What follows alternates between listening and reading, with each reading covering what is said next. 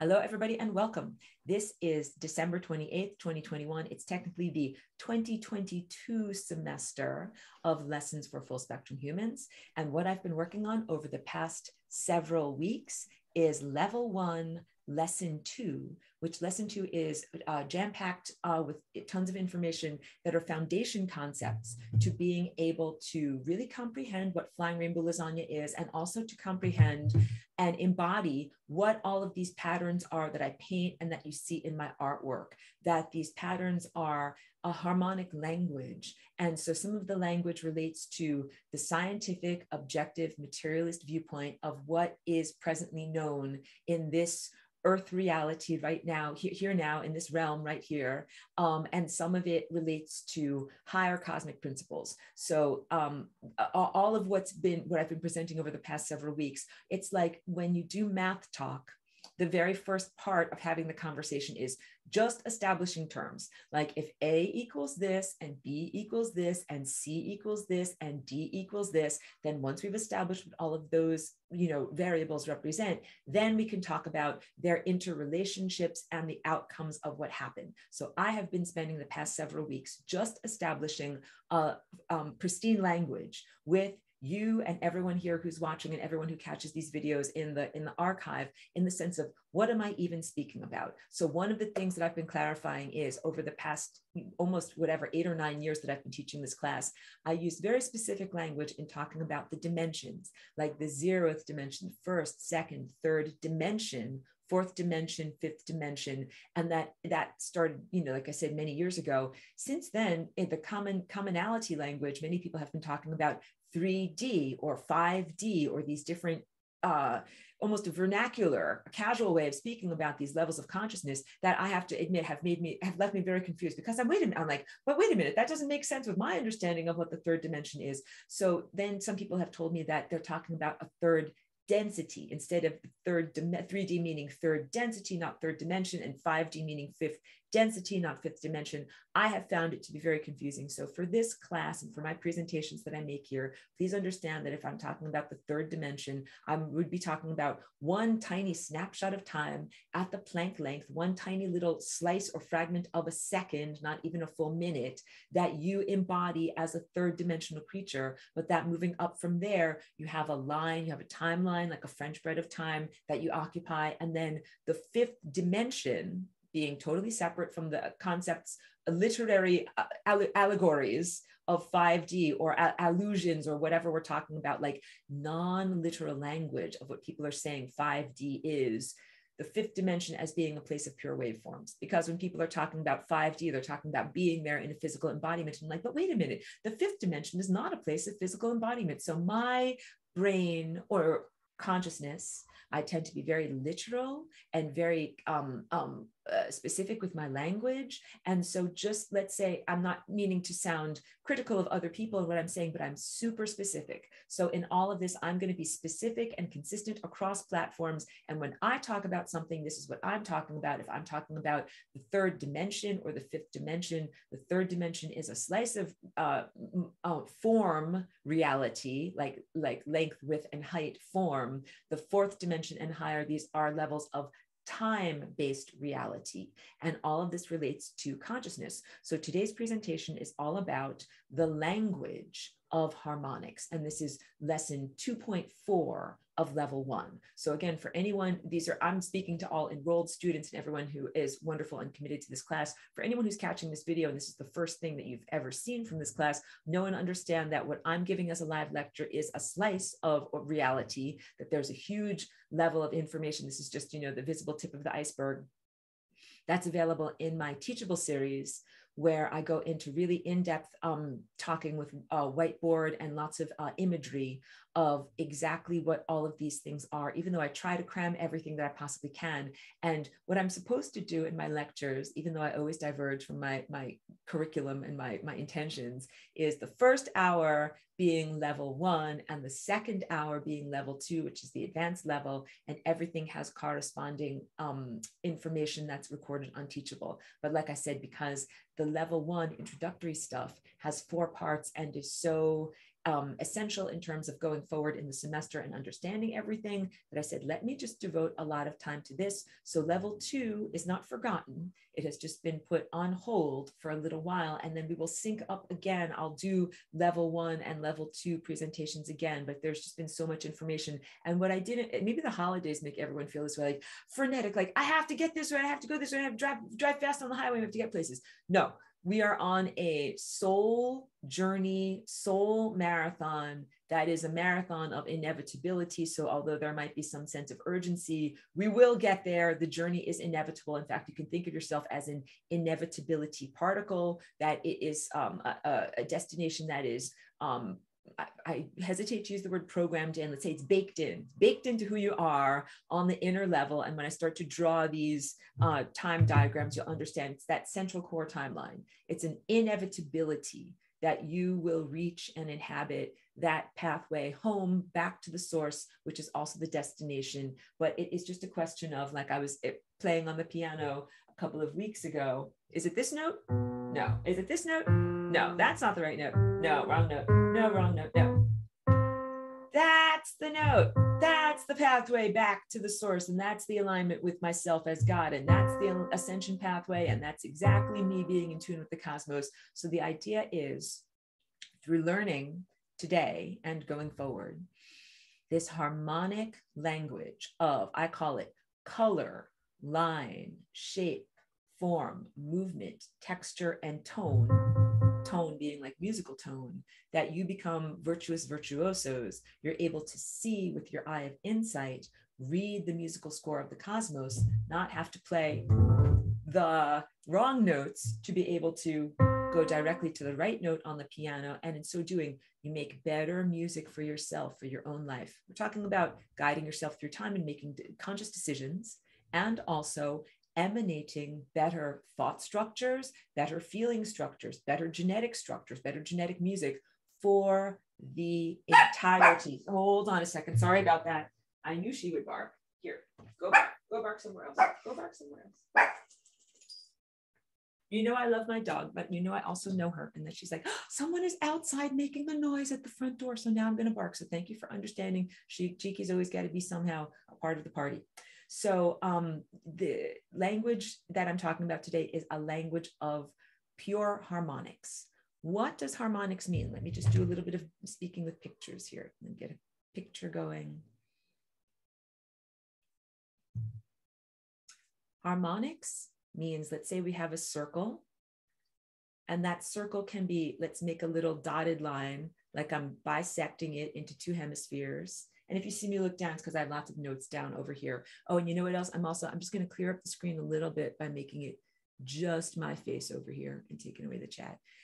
If I bisect that circle, which is one of the primary structures of this intelligent language of the cosmos, then we have a sine wave, an up, or a quote unquote a rainbow, and then a smile, like the shape of a smiley face. So you can see how I've kind of cut this in half over here and then swung it around to the side. So that's a sine wave. And over here where I'm highlighting in science talk, that's a peak. And in science talk down here, that's a trough, an up and a down. First of all, let's go into visual math, where if I say one of these up like this, plus, put a plus sign there, one of these down like this, equals, let me get a different color, a neutral line like this. That's a big part of starting to understand this language, because this line of force collapses downward, this line of force collapses upward. You see, they are in perfect balance and harmony. Like we have 1 unit up and we have 1 unit down. So 1 unit up plus 1 unit down, or -1 plus +1 equals this beautiful balance and harmony line over here. That is very big in understanding. Part of the syntax of what this language is about involves symmetry. So if I go back to my face and I start to talk about this, one of the points that I want to make, Cheeky's back, is that I don't call this sacred geometry, not to be on a tirade. Like I have mellowed over the years. I used to tirade. It's not geometry. Why was I so fiery in saying this? It is not geometry because the word geometry means geo, earth, metric, measure. Literally, geometry and the idea of polygons, the word polygon means multi-sided. Polygon is a shape that has many sides, even though a circle or a sphere is also a polygon, even though it only has one side. Polygons and geometry all derive from actually ancient Egypt and the flooding of the Nile, when they would measure out their farmlands and then the Nile would come and flood everything. And every year they had to redraw these squares or triangles to make sure that I got this much wheat and you grew that much, whatever they grew over there, beans, and that everybody got an equal portion. It's a very materialistic, focused on the physicality way of comprehending the world and then understanding structure. And what we're really talking about here is a way of measuring, perceiving, quantifying, interacting with, and comprehending, apprehending meaning like tactile, like being able to touch and know and feel about and talk about things that are non-physical structures. So when I talk about the light body that is around your body, you have your physical presence, but then you have this whole light body. I'm inviting and encouraging everyone to get out of the mindset of materialism. Materialism doesn't necessarily mean capitalism, although it is often presented synonymously, the sense of like, money over everything. Materialism can also be a fascination or prioritization in focus on the physicality, that you're only looking at the slice of the pie that is the physical stuff, like physical bodies, physical food, physical commodities, physical senses of life. That is materialism or materiality.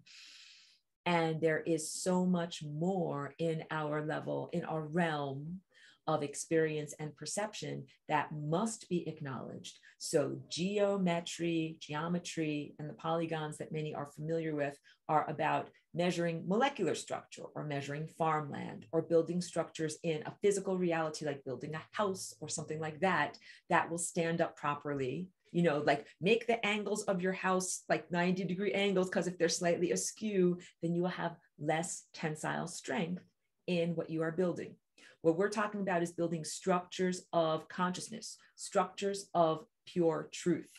Wait, let me move this so that I can play a little on the piano. That's a chord. It is a structure of truth. Now, let me also say, I'm working with this piano right here that is tuned to 440 hertz, and we're in Western music, and that what is from our perspective, the Far East, India, China has a completely different tuning. All of that is even different over there. So their truth might be slightly different than our truth, but it still has relative internal logic. Even if that note might be slightly different according to their scale, or their scale might be divided up into slightly different increments, the increments still relate to each other harmonically. And if I go back to this drawing, what does harmonics mean? Hold on, I'm jumping around a lot, but you guys are fast. And also, do I have your consent for telepathic direct downloads? If I do, I'm beaming it into your mind right now. Harmonics means circles that fit together perfectly. Here's a circle. Here's another circle. You can see they fit together perfectly, as opposed to a circle that fits together like that. And then here's a red one that kind of fits together, but not exactly. Like there's extra stuff that hangs over the edge. So in all of my paintings, what is super exciting is when all of my circles fit together perfectly. Like there might be one like that, and then we'll do another one, and then a smaller one like that. That makes me excited. I'm going to go back to my shirt, and you'll see, because a lot of my paintings are still in storage. My apartment hunt has not been going that well, so I'm not yet in a new space. I'm like, I'm going to have a new apartment and all my paintings will be up. Vote for me to have a new apartment. Like I was saying, that's the challenge and the valor of going through our ordinary mundane lives, but still struggling with the uphill battle of that. So let me show you on my shirt. You can see there is a convergence point over here. And then there's all of these radiating circles. And this actually is 7 overlapping harmonic structures. So a harmonic structure, an octave in the rainbow is red, orange, yellow, green, blue, indigo, violet. I'm going to sing it for you because the way that I initially started to understand things was through visual understanding of circles. Then my ears woke up and then it became auditory. Red, orange, yellow, green, blue, indigo, violet, and then back to red. But that's also white, that the culmination of Roy G. Biv, red plus orange plus yellow plus green plus blue plus indigo plus violet equals white light. And that is additive color mixing. And I can draw it out for you if you want me to take the time to do so over here in my little harmonic sketch pad. Let's draw it out for you because I think that will really help instead of me just glossing over it. Let's do it because I have to just show it to you. Red is a big long wavelength plus orange is half the size of red, plus yellow is 1/4 of the size of red. Oh, sorry, 1/3. Don't let me misspeak and confuse you. 1/3 plus green, which is 1/4 of the size of red, plus light blue, which is 1/5 of the size of red, plus dark blue, which is 1/6 of the size of red. That should look a little smaller. My pen is not perfect. Plus violet, which is 1/7 of the size of red, equals, and I'm using white, but you can't see it because it's white. White, I'm coloring in white. I literally just to get some white over here, but you couldn't see it because it's white. So let's, well, choose a different, I don't have a gray, but this box over here contains white light, that when you add up all of these light waves in the world of additive color mixing, you end up with white light. That is the true light of pure information, the true light of divine consciousness. When I use the word divine, I always make this distinction. I'm not talking about an anthropocentric God, meaning a human-centered God. I'm talking about a pure light of higher intelligence that is beyond the interpretation structure of biological reality, that is a face with 2 arms and 2 legs. It is a pure consciousness, abstract intelligence, divinity. That is what truth is. Truth is consciousness that is accurately structured in the form of intelligence or logic that does not conflict with itself. Everything, oh, we'll get to your question. Hold on a sec. Let me drink water. When I talk about intelligence as opposed to chaos or anti-intelligence or ignorance or stupidity, and those are 2 different things. Ignorance would be darkness.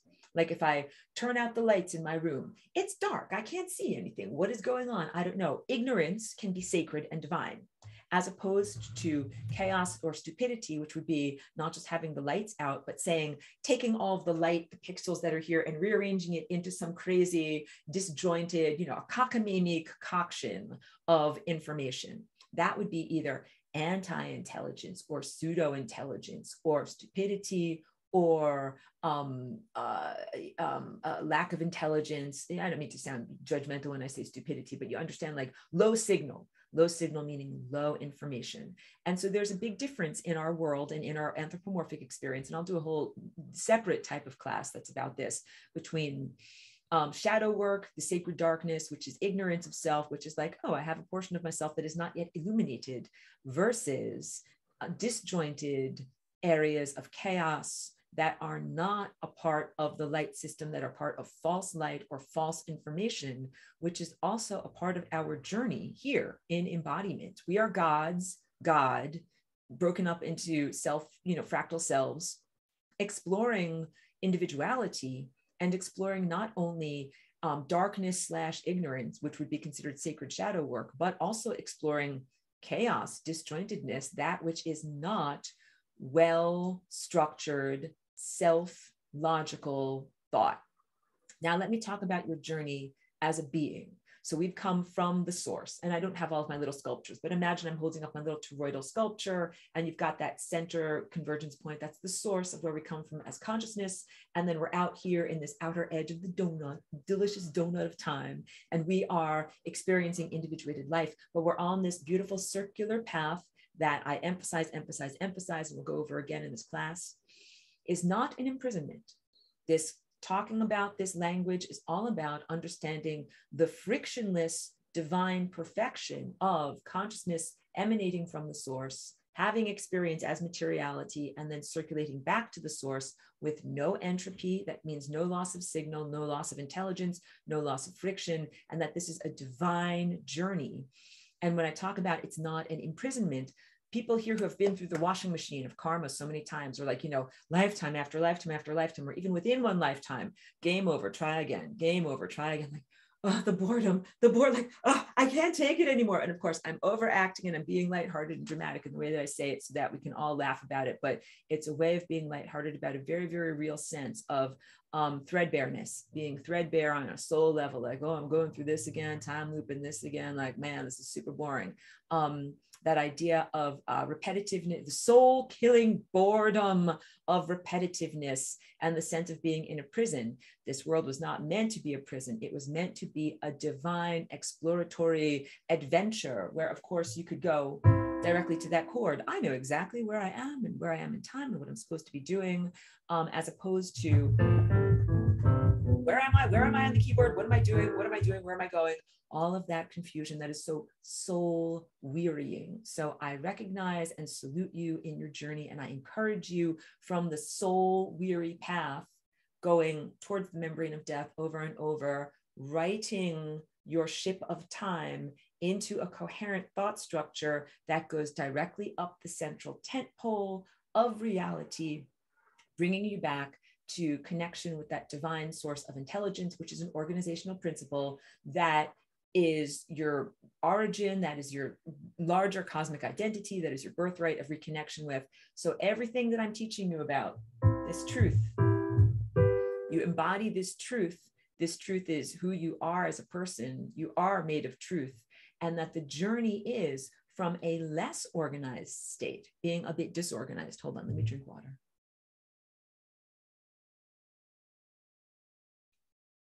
Moving from a less organized state. And my water is structured water, and I love telling everyone all about it because it will help you to be more organized on an inner spiritual level and on a somatic level.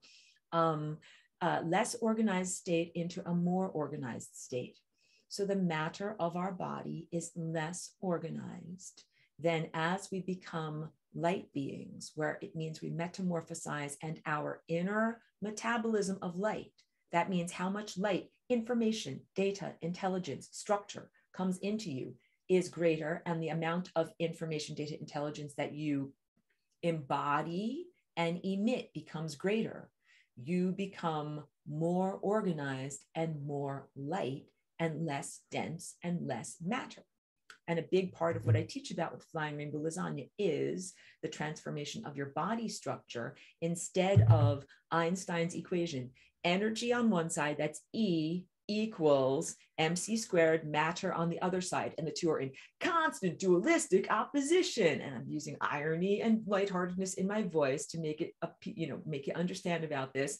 What if we took both of those two things and bent them around and put them both on the same side of the equation? Science would say, that makes me mad. That's not a balanced equation. Now you have everything on one side equals, because in science, the equals is like the balance point, the pivot.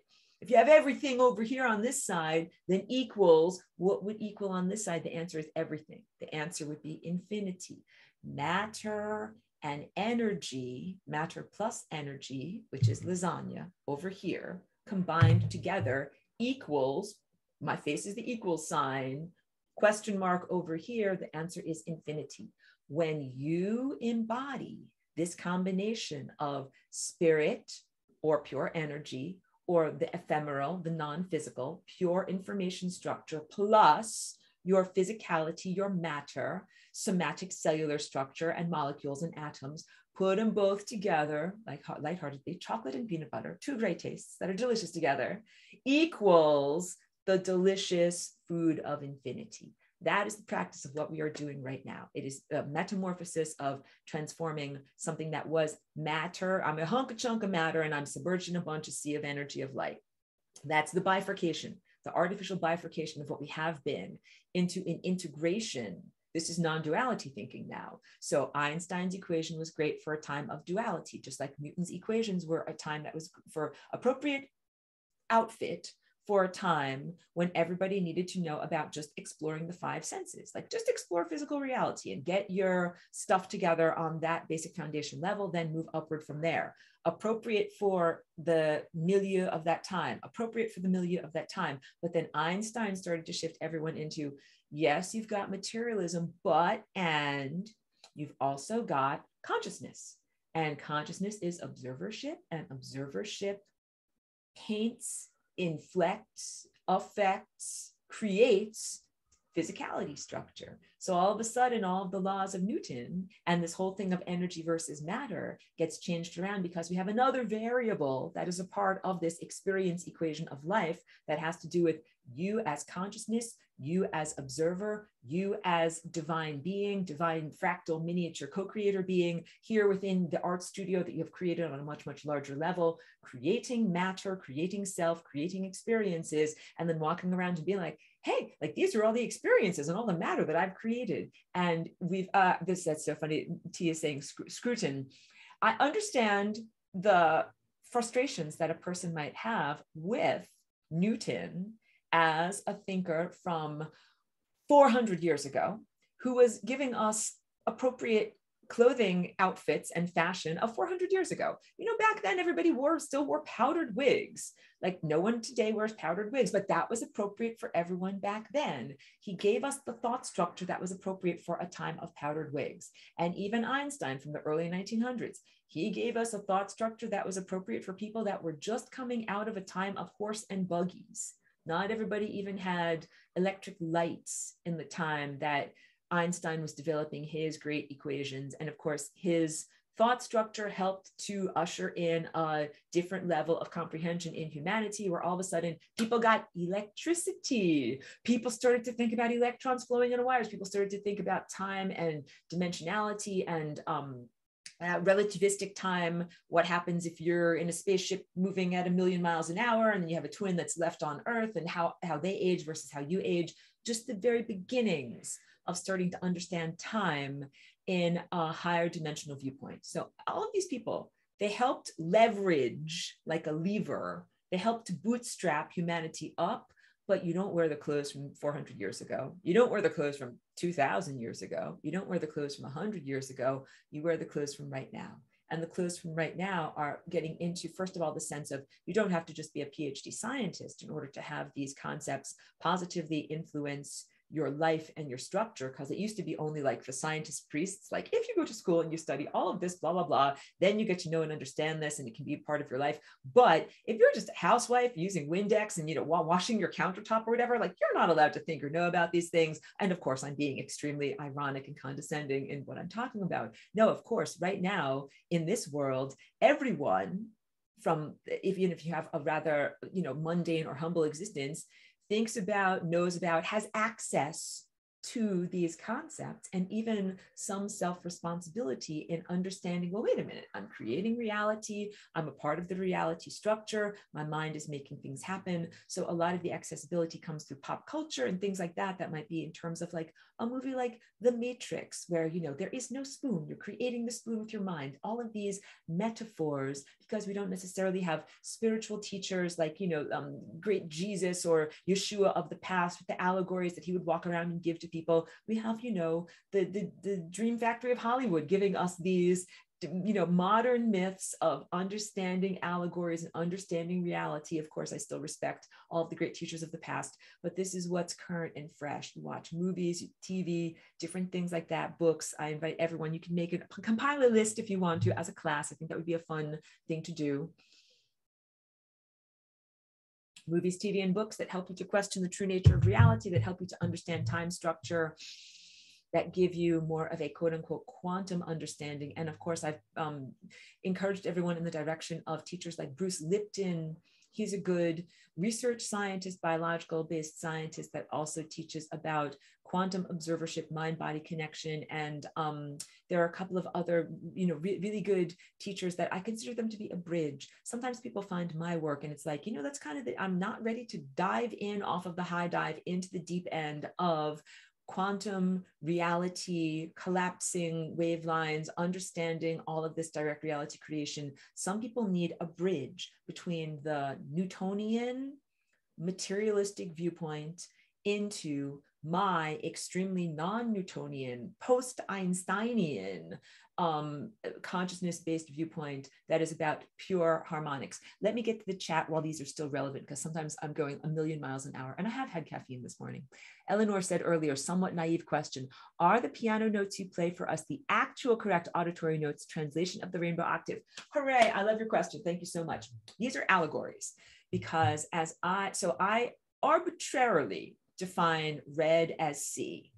There's a C, C red. And I arbitrarily define D as orange, like we're going up the chakras. Red is at the base of your spine. Orange is below your navel. Yellow is your solar plexus. Green is your heart. Blue is your throat and communication. Indigo is your Christ chakra. Violet is your crown. Back to white light, which is the source.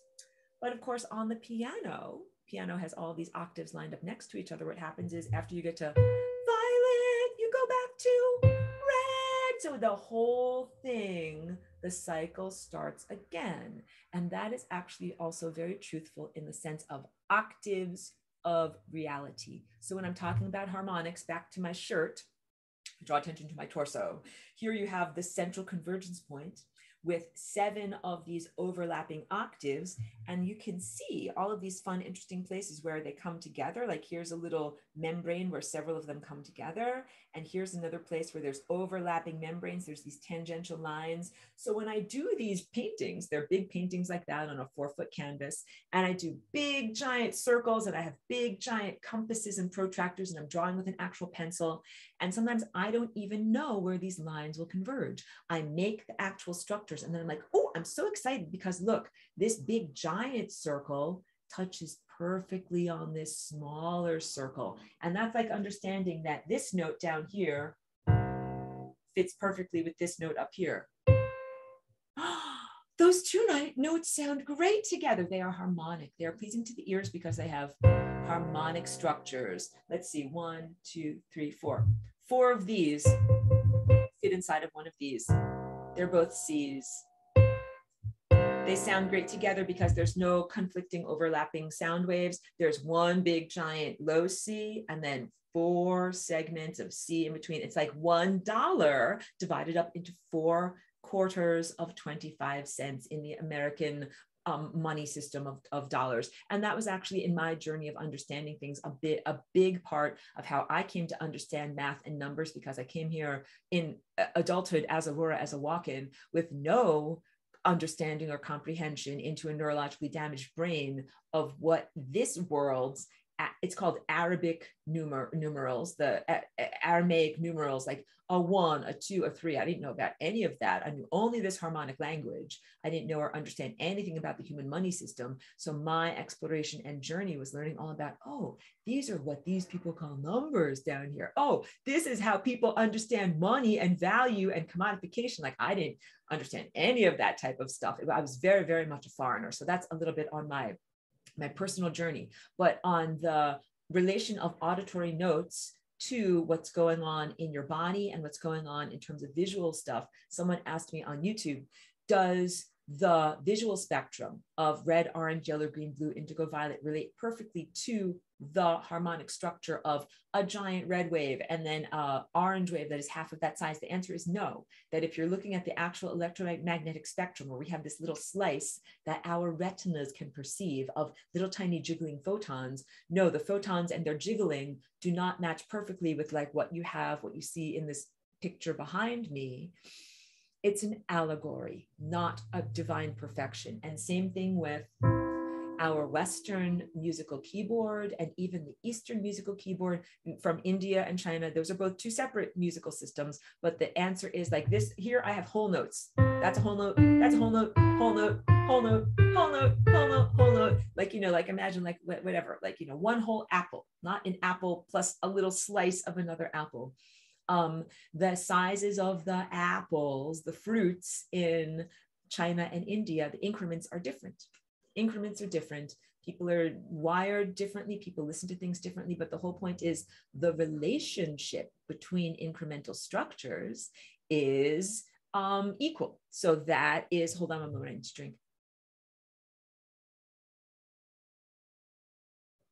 As long as something has a self-intelligence and self-logic that does not conflict with itself, that is called music, as opposed to, now I will make non-music.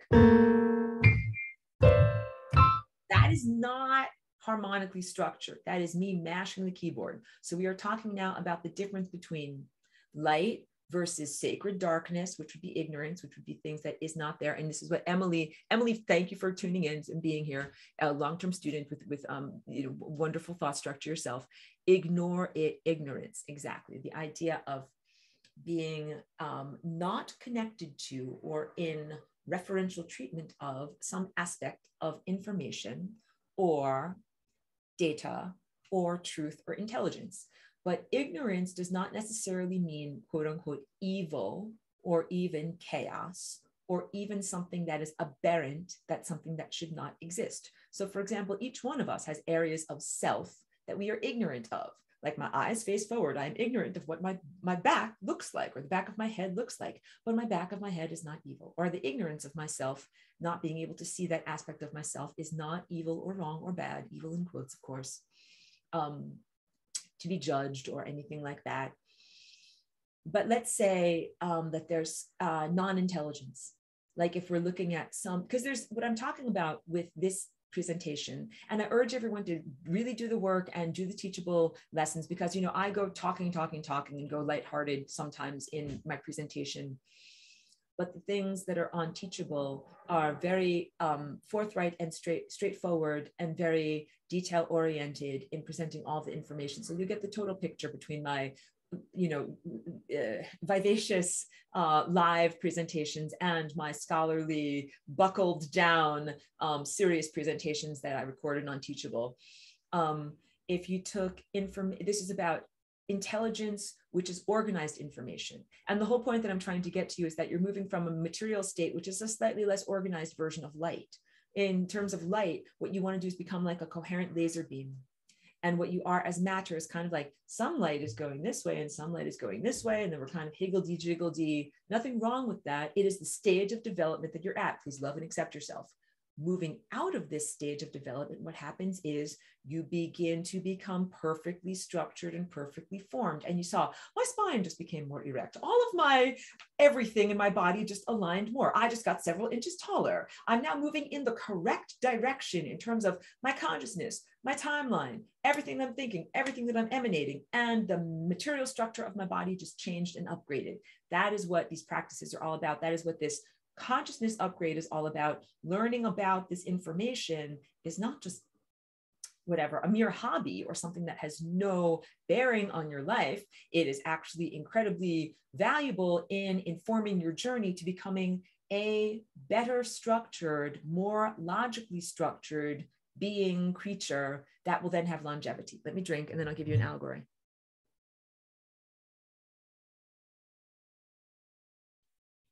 In ancient Egypt, their religious system or viewpoint of afterlife and beingness involved a lot the prioritization of afterlife over embodiment life.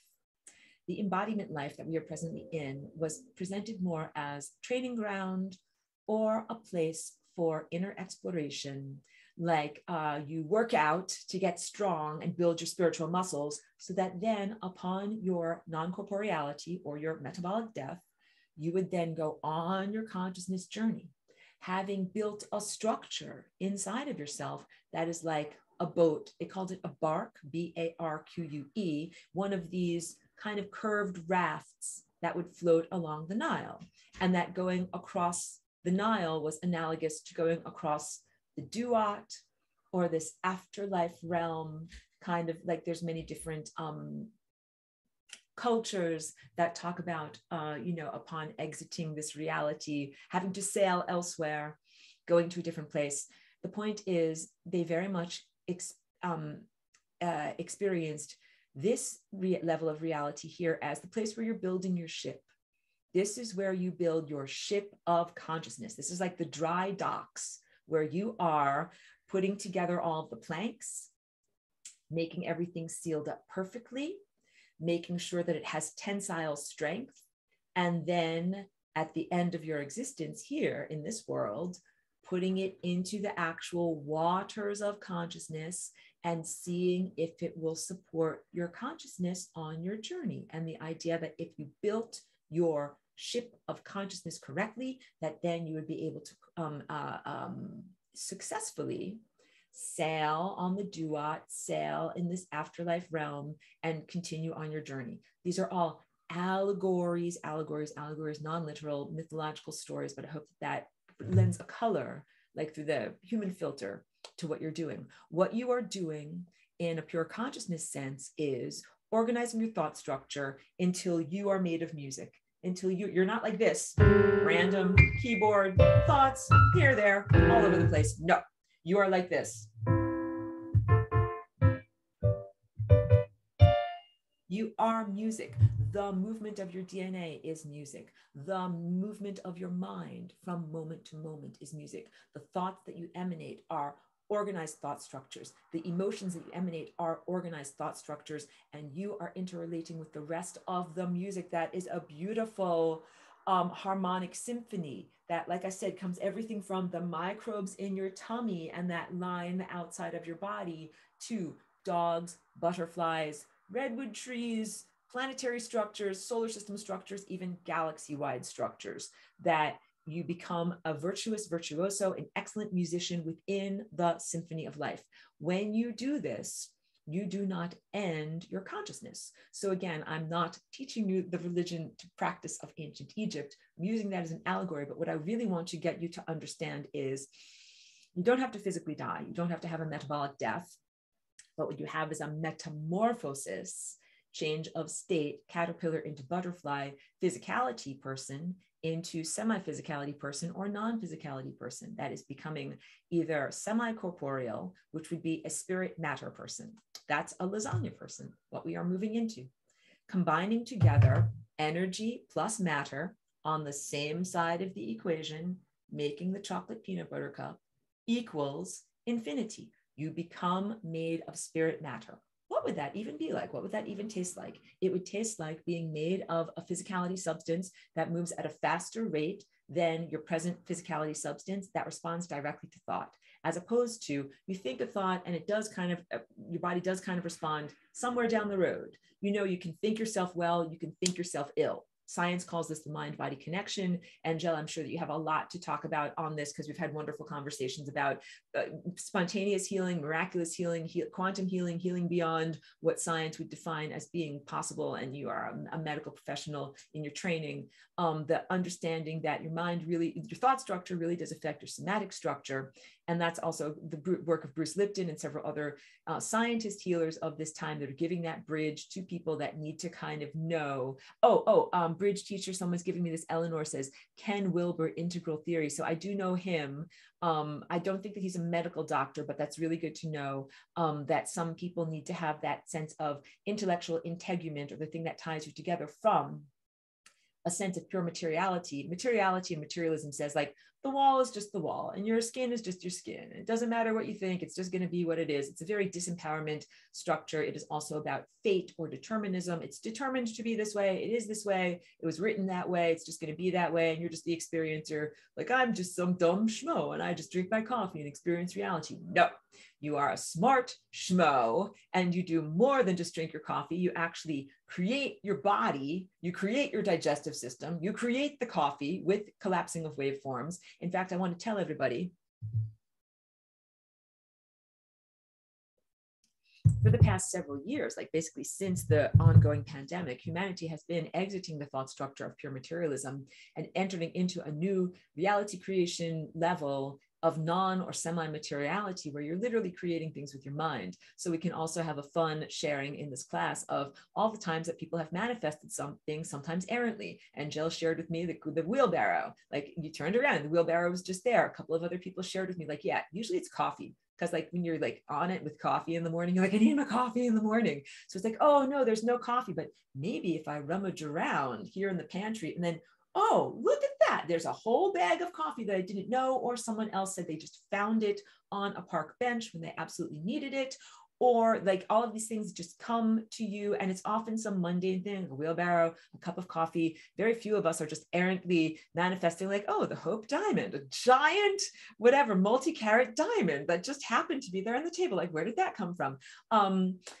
It tends to be these smaller things. And I've shared with you my own particular proclivity towards manifesting tiny screws or fasteners of exactly the right size that I need out of my, I used to have like a giant bin of tools and stuff. I would just throw it all in there, tools, screws, paper clips, fasteners, everything. And I'd be doing a project and I'm like, okay, now all I need is a screw that's exactly this diameter and exactly this long and exactly this. Maybe I've got it in my big bin. And I would just kind of reach in and be like, do I have anything in here? Kind of like reach around and feel with my fingertips. And then like, oh, look, that just happens to be there. Oh, look, it's exactly the right size. Oh, look, it's like, something, the likelihood of it being there and all of that materialist viewpoint stuff. You have to understand, we've been manifesting our reality unwittingly or in sub or un or supra conscious levels for a long time now. And the journey in our awakening is out of ignorance, sacred divine ignorance. Like, wait, that's what the back of my head looks like. Wait, that's actually me manifesting those tiny screws or manifesting that wheelbarrow or manifesting that pound of coffee that I absolutely needed.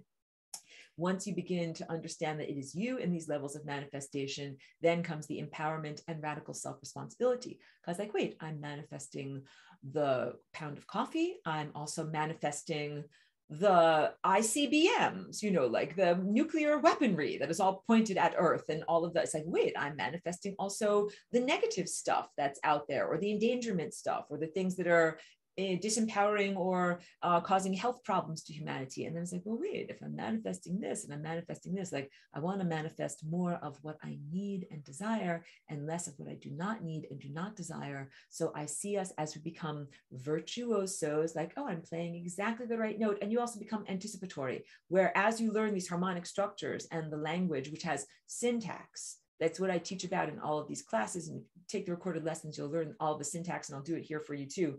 But like all of the color proportions that I was teaching you about, that's like learning the alphabet. A, B, C, D, E, F, G is like learning red, orange, yellow, green, blue, indigo, violet. And once you start to learn all of those basic building blocks, like as a child, I don't know if you even remember your language structuring, but first you learn the alphabet and you had to trace the letter A, trace the letter A, trace it with the crayon, trace, even learning to hold a pencil properly. Like, you have like motor skills that you have to learn how to do all these things.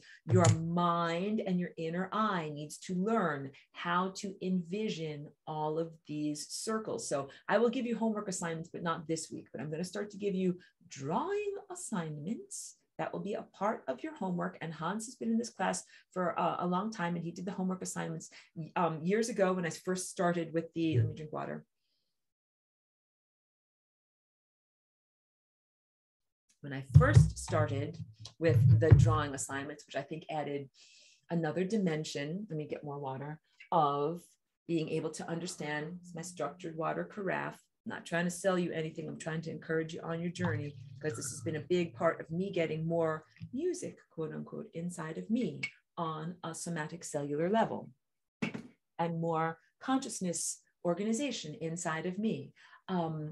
Yes, learning the circles and actually drawing the circles with either templates or protractors is just like being a little kid and being like, here's a pencil and here's one of those, like, did you ever have like lines with the alphabet kind of in there, and you had to draw an A, draw a W, learn to write your name? That's the level, if you're a newcomer to this class, of language that you're at in terms of understanding the harmonic language of the cosmos. And it's the language of your structures. How did I learn this language? I learned this language through my inner teacher.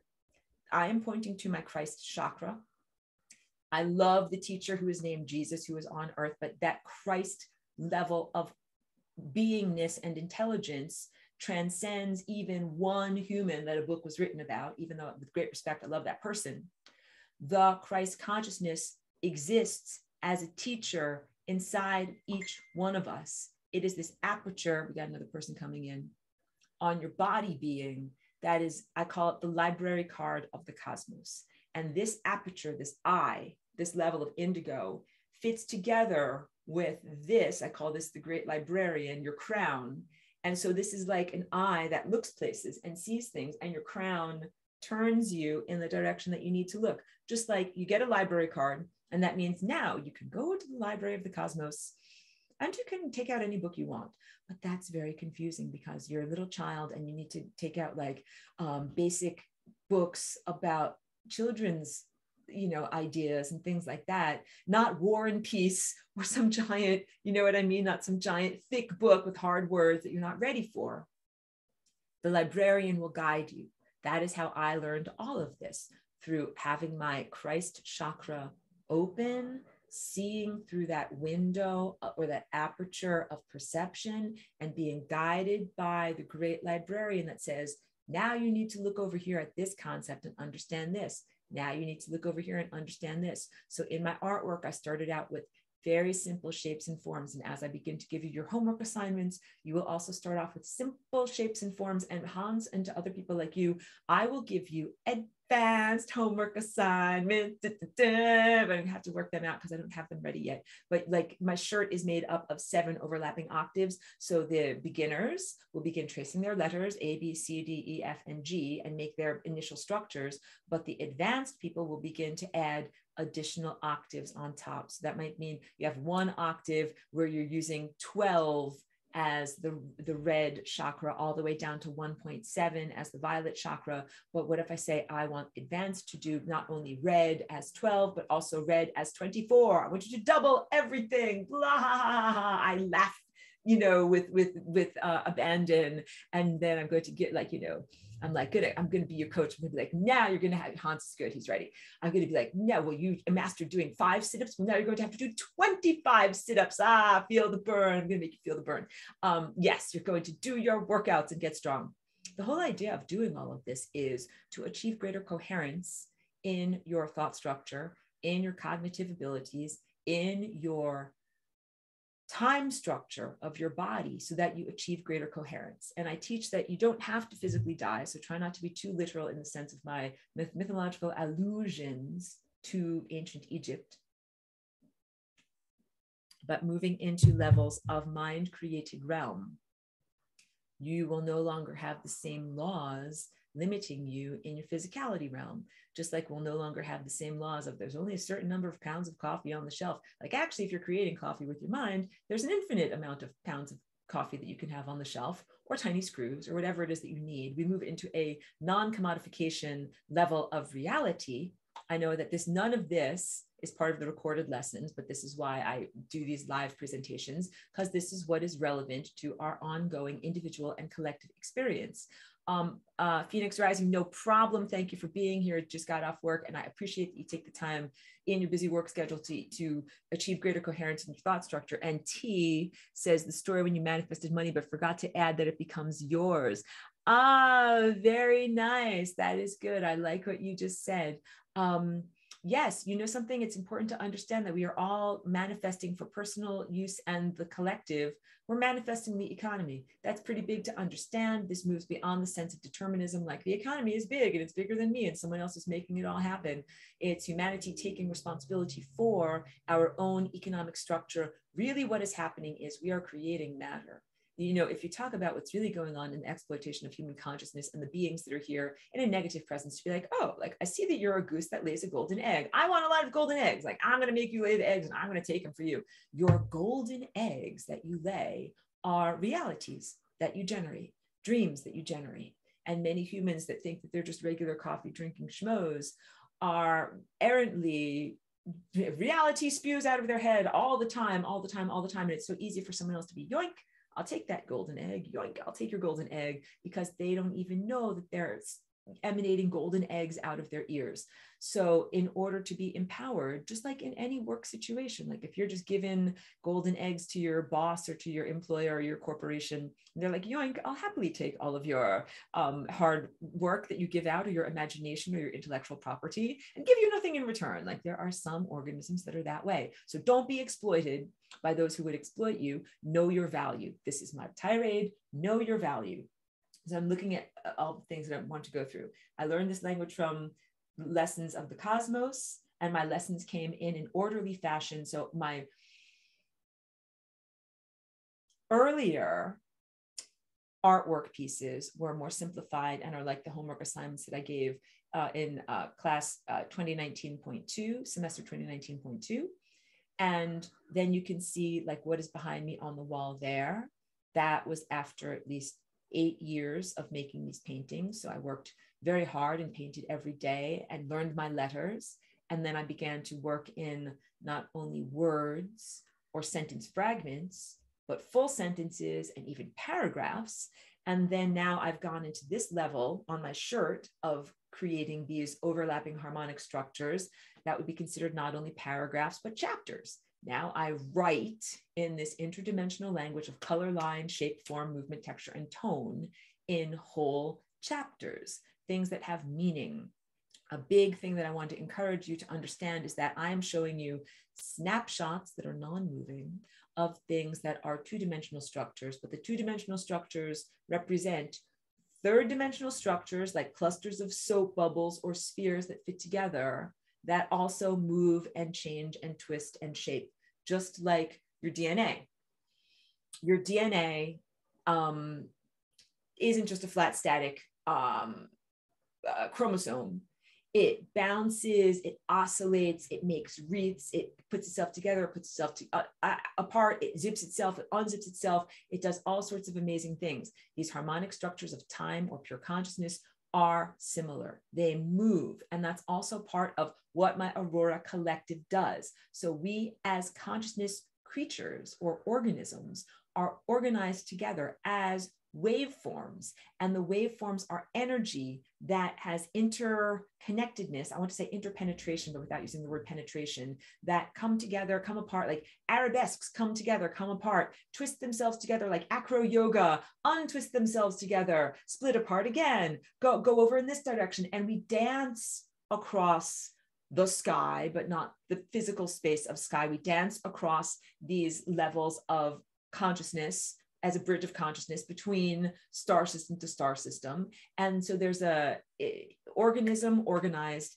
interrelatedness, metabolism. That is what makes a light body at that level. So you end up getting organized as an individual light body. Then you get together with others. That's being a good musician. Then you learn to play in your garage. Then you get together with others, and then you get a drum and a bass. And then you actually have a band, and your band gets bigger and bigger. And then soon your frequency band becomes an entire symphony, and your entire symphony becomes an organized presence that is in the presence of all light that is emanated from stars, all consciousness that is emanated from stars. And you fly around or float around or travel from time place to time place, emitting this music, but also ingesting this music and being part of this symphony of life. All right, that is the basic structure of what happens. And you go from being an ingester, like light comes into me, I eat it in the form of food, or it comes into me in my retina, or it comes into me in the form of infrared light. And then you become an emitter, a star itself. Spoiler alert, become stars. That's right. That's who and what you are. It's the inevitability of your journey from pure light being into embodiment physicality, back to light being. And it's also the embodiment journey of coming from the source into materiality, into physical separation, in individuality, and then back into integration, returning to the destiny, returning to your destination, becoming a part of the source again. Going to the whiteboard, because I also want to tell you about what that journey is about. So again, I am not giving you everything that's in the lesson, but I'm giving you a lot of what's in the lesson. The journey of consciousness outward from the source and how it actually works. Just erased all of that rainbow because I want to get into, let's say this is the source, which is also the destination. Wait, I made it black, but you know that it's actually white. Okay, so just know that this big giant dot is actually white. The first thing is I'm emanated out as a big giant red loop, and I come back here and I get to the doorway of infinity. But what happens? I don't just go through the doorway of infinity and then come out into infinity. No, what happens is I go through the doorway of infinity and then I come out, I'm emanated again as the orange structure. And then I return to the doorway of infinity, but I don't come out on the orange timeline. Then I come out, oops, I need to change colors, on the yellow timeline. Ooh, and then I go back to the beginning, and then I do not come out on the yellow timeline. I come out on, you guys are smart, you know what I'm going to say, the green timeline. And then this is the spiral of consciousness. I come out not on the green timeline, but on the light blue timeline. Then I come out not on light blue, but on dark blue, oh, and you know, spoiler alert, what's going to happen last. Then I come out finally on the violet timeline, and then that is the one, kapow, that goes back to the source and infinity. That's the spiral journey. At the same time, within the toroidal structure that you have the spiral journey, I'm using black as a color, but this is supposed to be white. You also have the central core timeline. This is a timeline. So we have in this toroidal structure, circles and spirals as part of the syntax of energy, but then we also have straight lines. And straight lines you could also understand as here I'm drawing a hula hoop on its edge. Like that's actually a hula hoop, but you're looking at it from this direction. Here's your eye. And so if I turn it exactly perfectly, like what's something that's circular, like here is something circular where I'm looking at it and you see it as a big giant circle. But if I turned it on its edge like this, then this edge over here looks flat. It's or here's another good example. Here's my circle template, circle templates, right? And you see them as circles, but if I change my viewpoint to the camera, what do you see now? You see lines going up and down. So all of these up and down lines are actually hula hoops. They're actually hula hoops that are going that way, but you just don't see them as that, but understand that that's what they are. Two types of vectors, circular spiral versus straight. And the one that is straight is actually, I show it as emanating from this dot over here, but it's actually emanating from this source over here. So what you have is, remember I said symmetry is part of that's a terrible drawing, but you're going to get the symmetry of it. Symmetry is part of the language and syntax of this harmonic language. So symmetry means, now I'm going to draw a little math symbol, like where I'm making this wavy line, that's like a mirror image. The above is the same as the below. It's a mirror image. So it's one of the types of math, quote unquote, transformations that you can make. Like if I make, here's a shape over here, one transformation I can make is to mirror it. Here's a mirror, and then I am flipping it around. And now here's what it looks like mirrored on itself. So you can do mirroring is one thing you can do. Spinning it around in a circle is another thing you can do. Moving it kind of like in a box shaped like this, different positions like that is another thing you can do. These are called math transformations. So in the visual math language, you are creating these symmetrical structures. Let me drink water and get into why symmetry is important.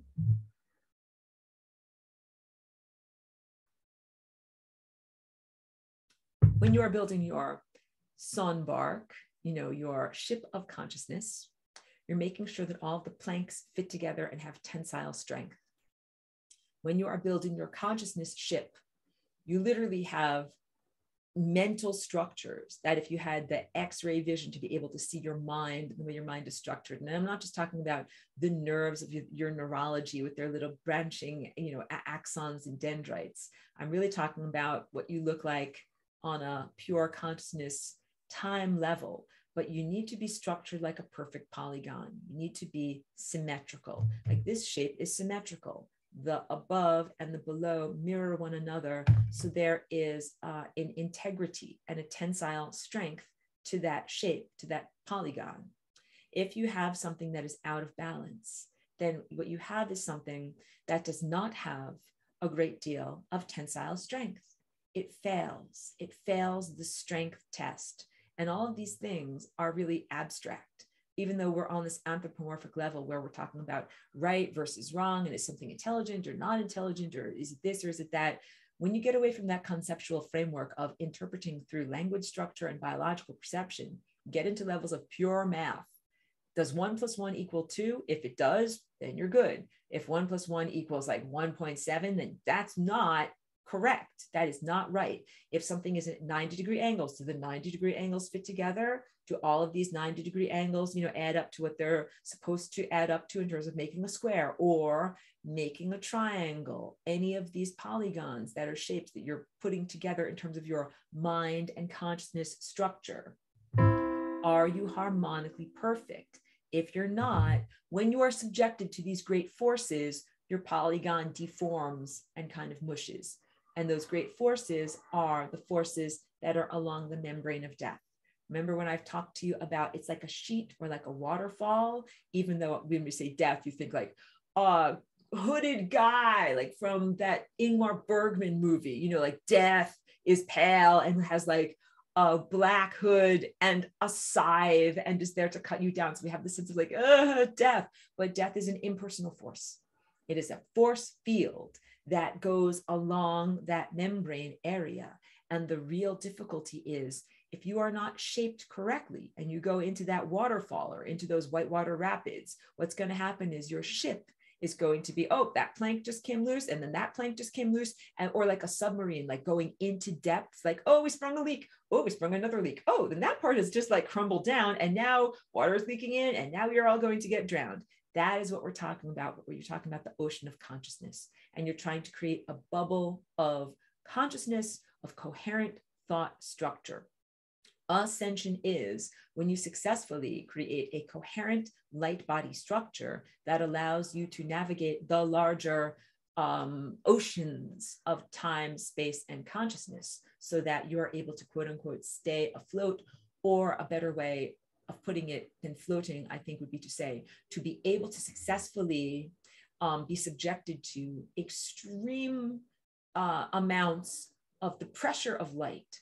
Then can you imagine light having a pressure? Like, you know, light comes from the sun and the stars, like, like golden sunlight is focusing down. But you can also imagine like I'm making like a laser sound now, like pew, pew, the feeling of a laser. That's like very forceful light. That is what coherent light is.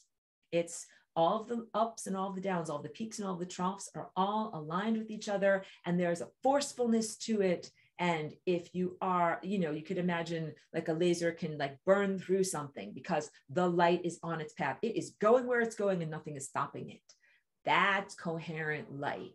When you become a light being, when you become an ascended master, that's who and what you become. Not necessarily thinking of yourself as a like laser beams shooting out of my eyes, shooting people. Not necessarily like that. More in the sense of being so perfect. Like imagine the light that you are, like marching up and down, perfect. I am perfectly structured. Perfect. Like when someone plays the piano, like their pinky goes where it's supposed to go, my thumb goes where it's supposed to go, dun, dun, dun. My music is perfect. That is what it's like.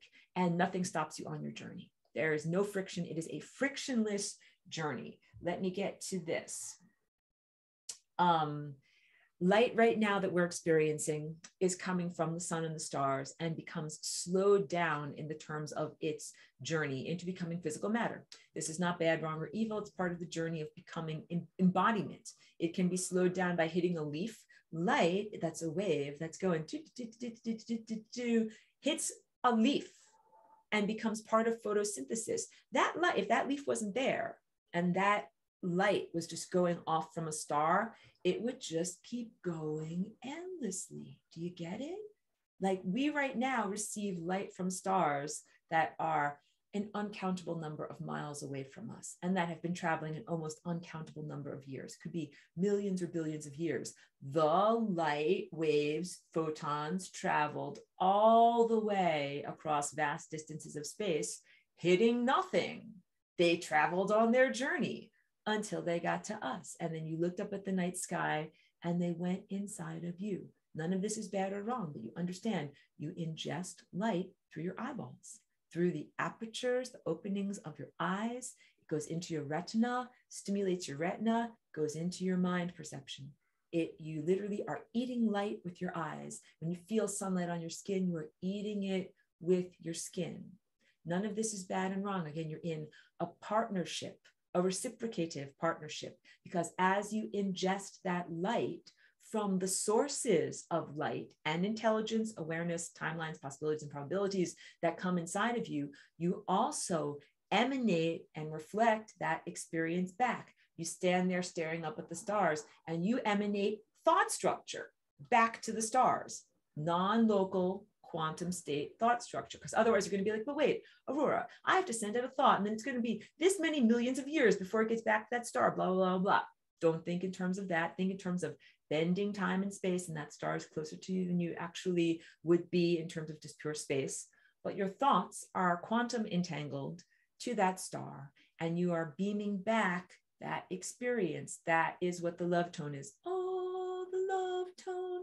I stand here looking at a star. I ingest the light from that star, and I reflect my thought structure as music back to the star, telling it what it's like to look at myself falling into my own eyeball at night.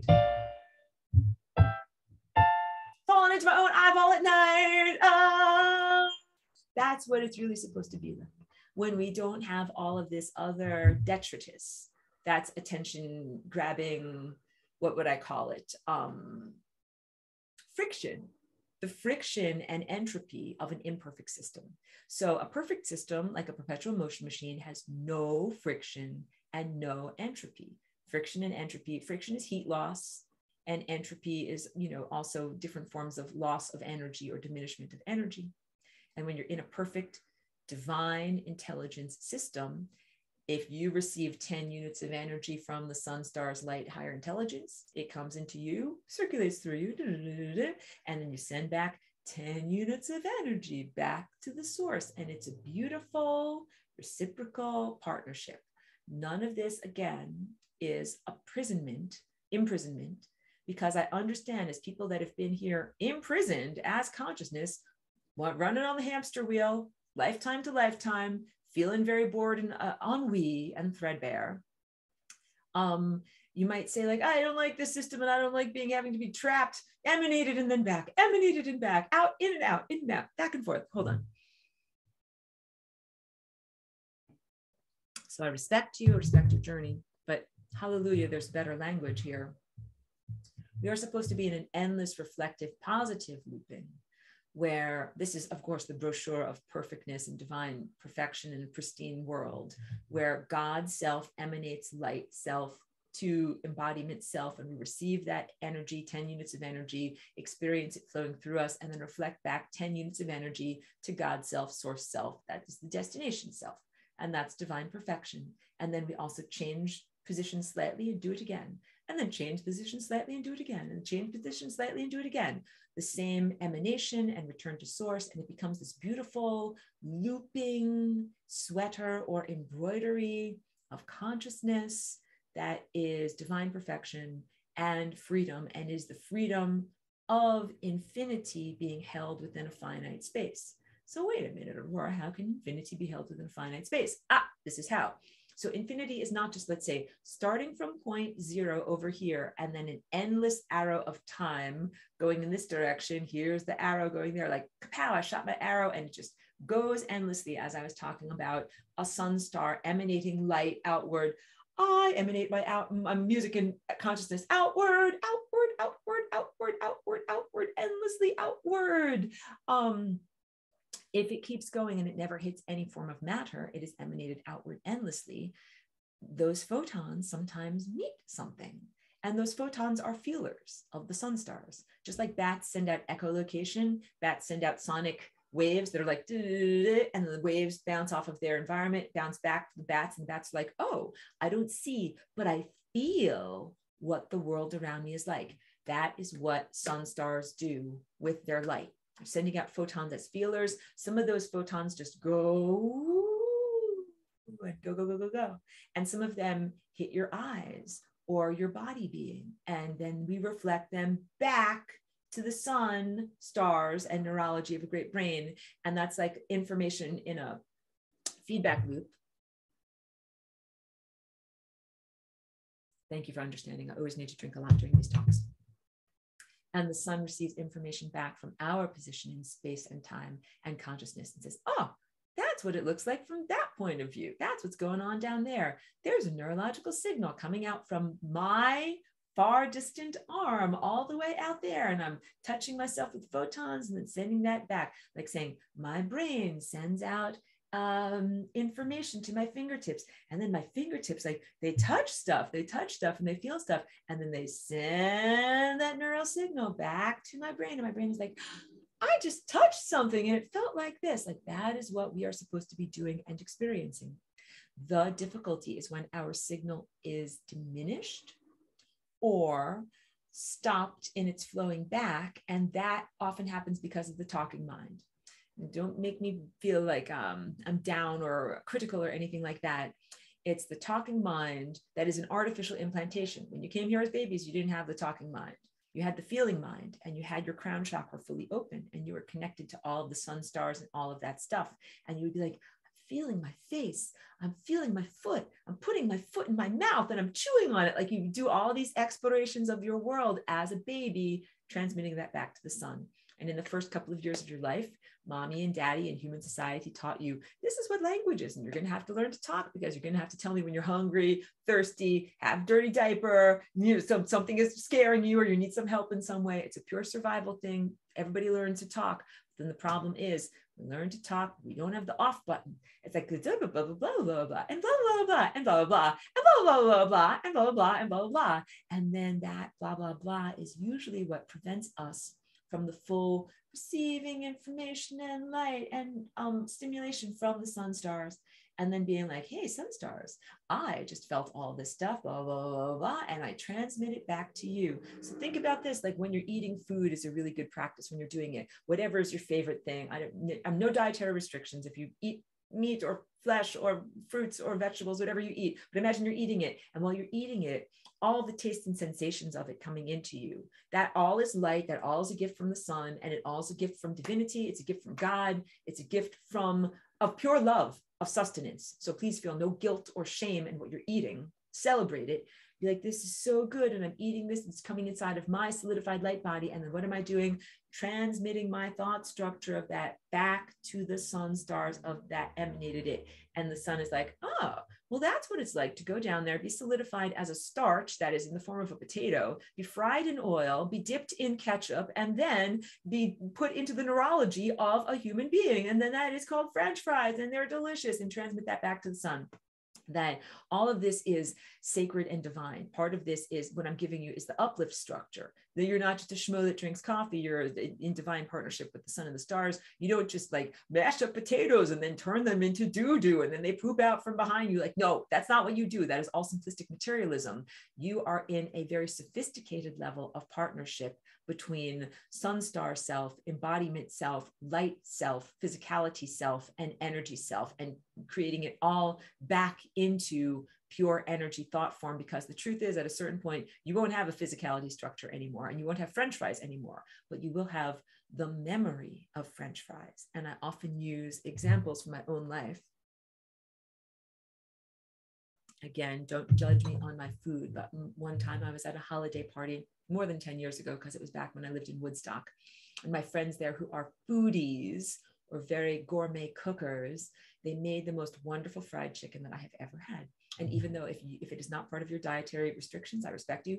But at that time, it was the most heavenly, divine manna that I could talk to you about. And they had done it to a perfection. And as I was eating it in their kitchen, I was like, I am making a mental recording of what this is like. This is like the most perfect fried chicken I have ever had in my life. I'm going to remember what it is. And then I still feel like I can remember the tastes and the textures and even the positive. It was at a holiday party, and there was a crackling fire in the corner, and everybody was wearing, like nice clothing, and the lighting was like this, and this was like this, and the music was like this, and just I emanated it in the moment back to the sun and the stars, like, hey, this is what I'm down here doing with all of your light that you're giving to me. Thank you very much.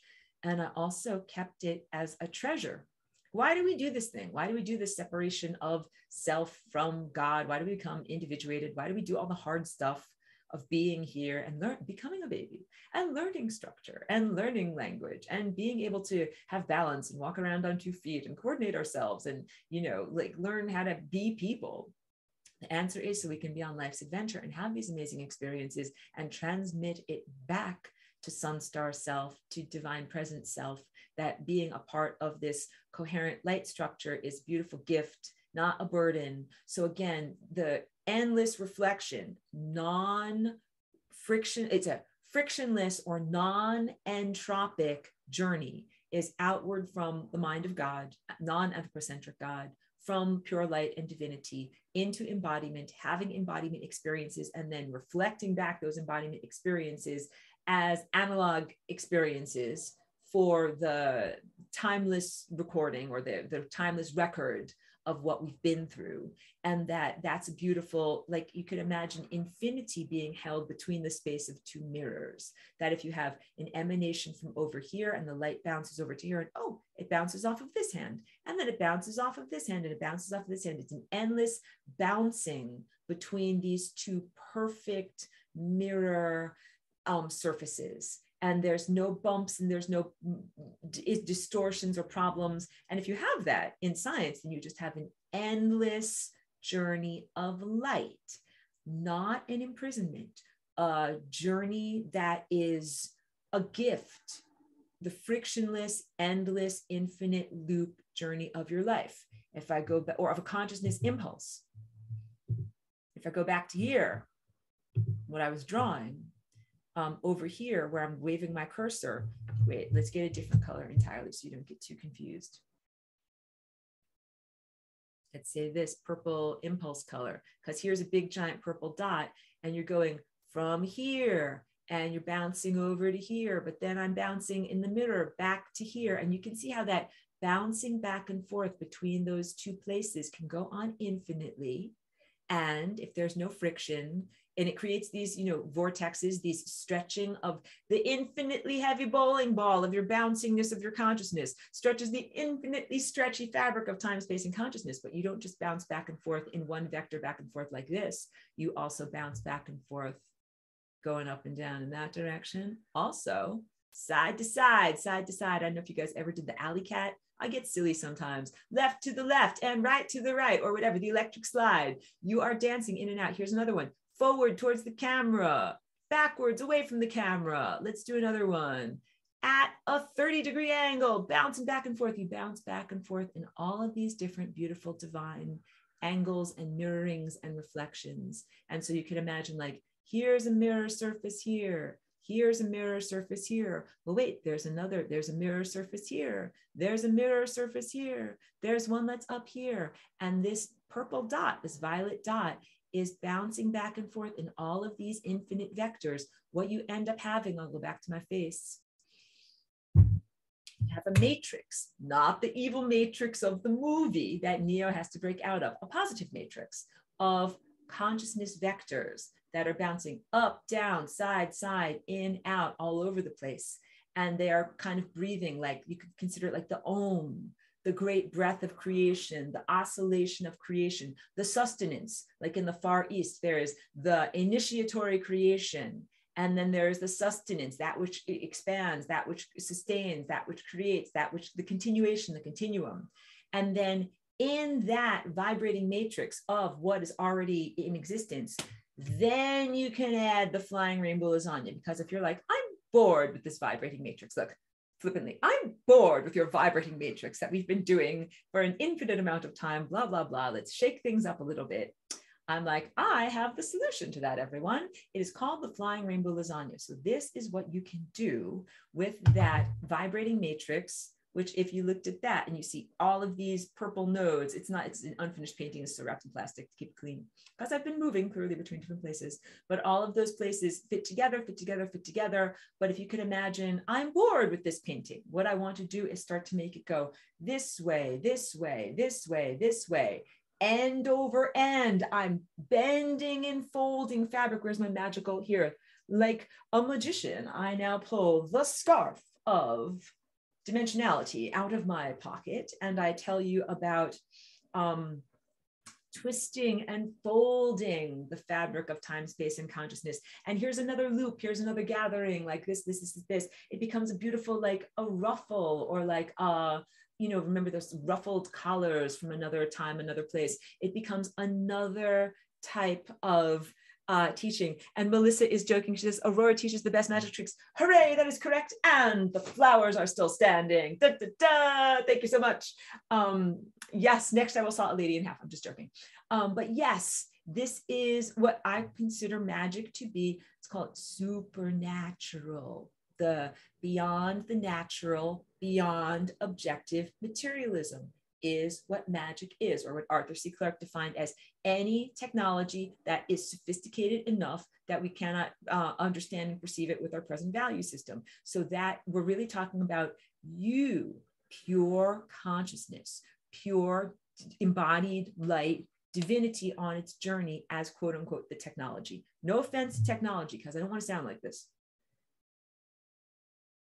Just like I have mellowed in my tirades against saying it's not geometry, it's the language of harmonics. Like I used to rage against it. I rage against the dying of the light. I'm joking about that too. I'm lighthearted. It's a poem. Rage against the dying of the light. But I used to rage against these incorrect verbal structures, and also like have a great deal of like passion about like technology, and you don't need a machine and everything like that. I don't want you to misinterpret that. I don't want you to think like, oh, like I'm using a computer, does that mean that I'm not on the infinite journey of love? Will God reject me if I have a cell phone? What about if you have some kind of like, I know someone who had like a pancreatic implant that helped them with their insulin levels. Like, will God reject you if you have a pancreatic implant? Like, no, the answer is that you will not be rejected by the divine presence if you use technology, even if you have it as a part of your body, even if you got injected with nano wetware, even if you breathed in nano wetware from chemtrails, even if you have something put into your brain or your mind, you will not be rejected by God. You will not be rejected by Christ.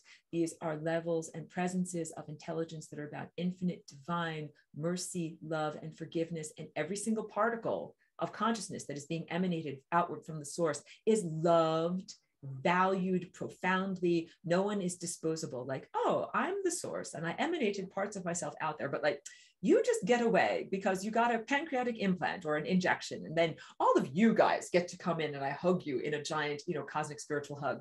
None of that type of exclusion is what I'm trying to say. Please don't misinterpret me as in any way giving a free ride to, practices that are unhealthy practices. But I just want to reaffirm to everyone, because we're in this time right now that is very fraught, when almost all of us have some exposure to technology, struggle with technology. This is the time of transhumanism. How do you deal with transhumanism versus pure divinity? I, of course, am teaching you about a pristine system, a perfectly formed, perfectly functioning system where you are the technology, where technically when you're this form of higher dimensional, quote unquote, technology or biological energy architecture, you don't need to eat the food. You don't need to actually eat the physical fried chicken. You eat the mind food. So everything that's been going on in terms of human consciousness since really the pandemic has started has been about the journey of human beings to getting to the understanding or comprehension levels of you don't need to eat the physical fried chicken, you're eating the mind food. But we're also fraught that there are all of these other things that are out there that are limiting factors that are trying to make you either forget or be in ignorance, or even false light distortion projections that are trying to distract or give lies. What is a lie? A lie is different than ignorance. So again, I have all sorts of teachings that I'll do a specific video on this, but I make a big distinction between the sacred shadow work, which is learning about the parts of yourself that I didn't know about. Oh, there's a part of myself I didn't know about, as opposed to lies.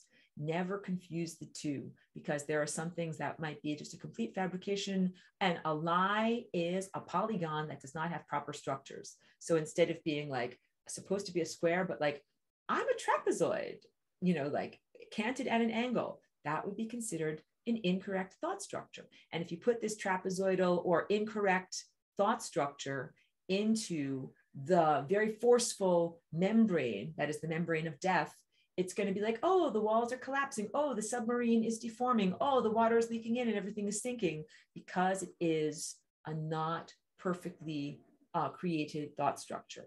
That's it. When you're at that level of pure harmonic thought structure in the cosmos, it's not about a judgmental sense of anthropomorphic right and wrong. Like a man that sits on a throne and says, magic wand, like either like you're right or you're wrong. You go to heaven, you go to hell. Like you're good, you're bad. It's not like that at all. It is much more of a sense of an abstraction, an assessment, a calculation is really being made or created. Calculation of your life. I talked about that in one of the previous segments of lesson 2, as I'm teaching you about the time vortex. I think that was last week. The calculations of your life as you go upward on these timelines, that this moment plus this moment plus this moment and this plus this plus this plus this, equals this last moment here where you happen to whatever, die in a car accident because you drove too fast on the highway. And all the other moments of your life are saved up or implied by the who you are at that last moment of your existence. And that that ends up being like the calculation of who you are. But it's a slightly imperfect calculation because it does not lead to the central core timeline that is infinity. When you add up moment 1 plus 2 plus 3 plus 4 plus 10 million plus 10 billion plus however many moments you've lived, it should add up to equals, my face, equals infinity. And then you keep on going on the journey, the endless reflective journey from mirror to mirror through this system of consciousness and aliveness. When I talk about time being alive, this is what I'm talking about. I'm talking about consciousness impulses bouncing between all of these perfect reflective mirrors, and all of these reflective mirrors are doorways to infinity. Like I drew the multiple doorways, or back to my magical scarf. Ta-da! My lovely assistant comes and gives me a magical scarf, and I say, this is one doorway to infinity. And then this is another doorway to infinity. And then this is another doorway to infinity. And they all gather together. And all of these doorways to infinity come to a point that is a convergence point that's so tiny, like it's one molecule of this scarf endlessly overlapping, and all of them come together. And that is what infinity is. That's what the 0th dimension is. That is what the singularity or singularity is. It's what the source and the destination is. So all of those calculations of who you are, when they're correct, equals sign infinity, equals sign the source, equals sign God. That's when you know, you're like, I played these notes, then I played these notes, then I played these notes, then I played these notes, then it landed all the way up to God. I became God. And that's the I am God moment. And I have a whole lesson that's all about that, but I'll get to that. But basically, spoiler alert, you all become stars, and you all are God, and you all are the same person. And we are all here in fractal individuality, exploring what this is like, and looking up at yourself at the night sky as a star, and having the star fall into your eye, and then sending out that thought, this is what it was like when I looked up at myself when I was a star in the middle of the night. That it becomes profound, leading backwards, panning back. Wow, that's really big. That's the giant, big picture, cosmic perspective. And of course, it can be a challenge to maintain that giant, big picture cosmic perspective when you are trying to get to work in the morning, driving in your car, hoping that your car gets fixed from the mechanic, drinking your coffee like a regular coffee drinking schmo. I joke about that. And then being like, am I late? Am I getting there? Am I this? Am I that? That maintaining that presence, of course, we oscillate. So I have moments in my daily life when I'm extremely distracted by the necessities of what I need to participate in terms of participating in regular human society. I'm here in solidarity with you. It's part of the marathon. If we're like running a marathon, like one of those 100-mile marathons, sometimes it's through the wilderness. It's like, wow, like there's a rattlesnake over there. And then there's a pile of cacti that we have to get through over there. Like, then we're gonna have to go across, then there's water and my shoes get muddy. It's like, we're all trying to get through these obstacles. So it's like, oh, driving on a multi-lane highway, that's an obstacle. Staying safe by doing that. Stress, and another thing is consciousness embedded in time. When we're so used to being on the clock and not being able to just flow gently from moment to moment. And I've been very heavily scheduled, so I wanted to bring that concept into what we're talking about here right now. Time, like we're embedded in time. We are beholden to time. Time is an alive thing. What with our lives and our breath, we keep time alive as we move forward through time. This is a big mutual symphony of keeping time alive. And you don't want to drop the ball or like stop playing on your drum beat, because time dies. And if time dies, it means your consciousness doesn't have a place to be. If there's no more of these reflections, then it's like, oh, like the song is over. The band is done. The music died. We'll sing that song, The Day the Music Died. I can go into classic rock if you want to, guys, but we don't want that to happen. We want to keep time alive. And so we do that by playing the perfect music notes in our own life, playing the perfect music notes collectively in our own collective, being a harmonic part of the whole. And that's the whole idea of the people who cultivated themselves in ancient Egypt, And remember, our word Merkaba comes from that time of ancient Egypt, but ancient Egypt was an outgrowth of the antediluvian world. And what we want to do is something similar, but we don't have to die. But what we're doing is redefining the metamorphosis process. You stay alive.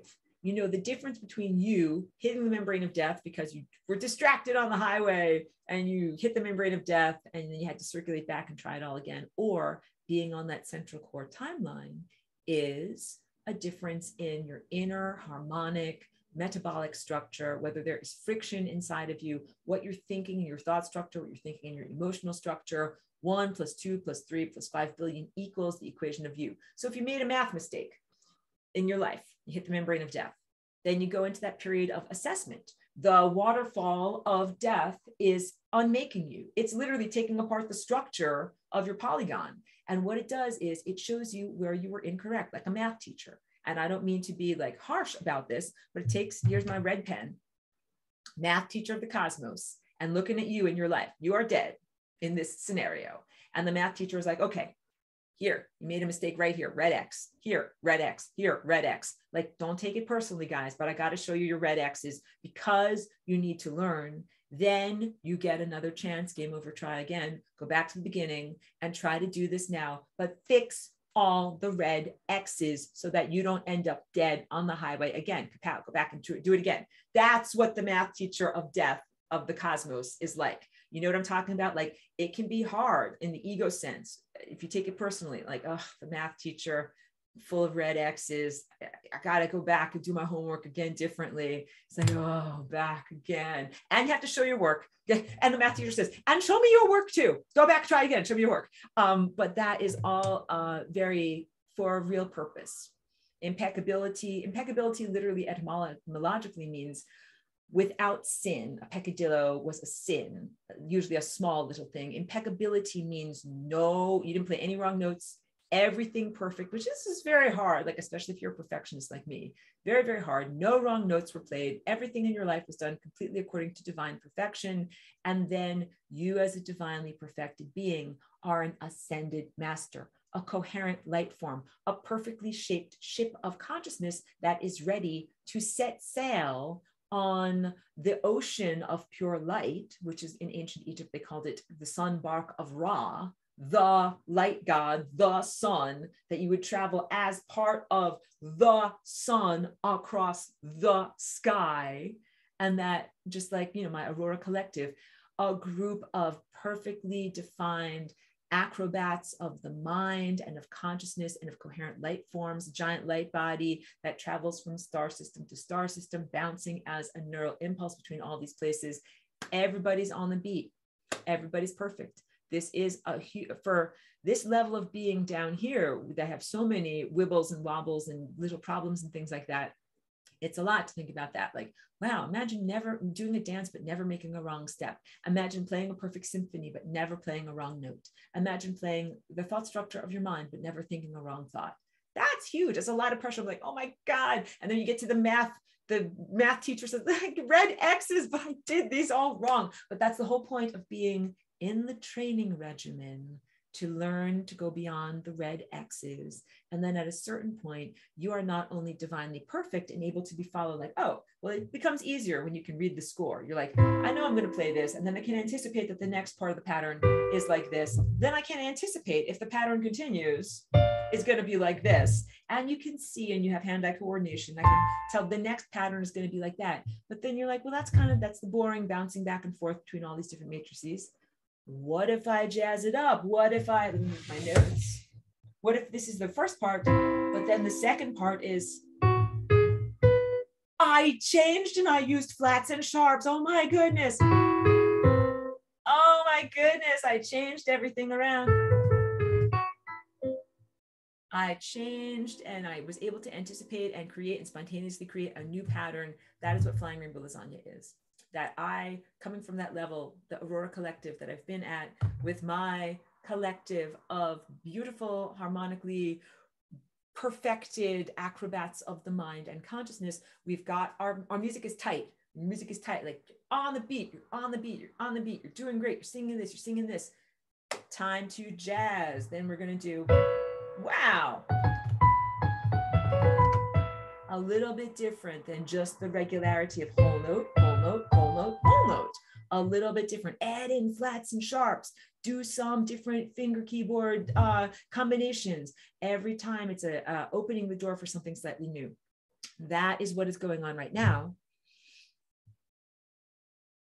The jazz was necessary for me to jazz and come into this world and come into this body as an unexpectedness, because if you just have the regularity of a closed system meaning it is this, the energy that is in the inside is running, like the machine is chugging along, chugga, chugga, chugga, chugga, chugga, chugga, chugga. And that's it. It's just doing its thing, or machine is running its program. If there's a problem, then how do you get new ideas, information, rectification into the machine? That's been the problem for a long time. The consciousness machine is chugging along, chugga, chugga, chugga, but there's problems in the experience here. And there's a long story as to how the problems arose. I'll get to all the questions in the chat. But the real answer is, how do you get the solution in? Like, I see that the patient is sick, the time patient is sick, and Doctor Who can tell, Doctor Who, like Time Doctor, something is wrong with the time patient. How do we get the antidote in? The answer is flying rainbow lasagna, a way to oscillate from outside of the machine chugging along, inside of the machine chugging along.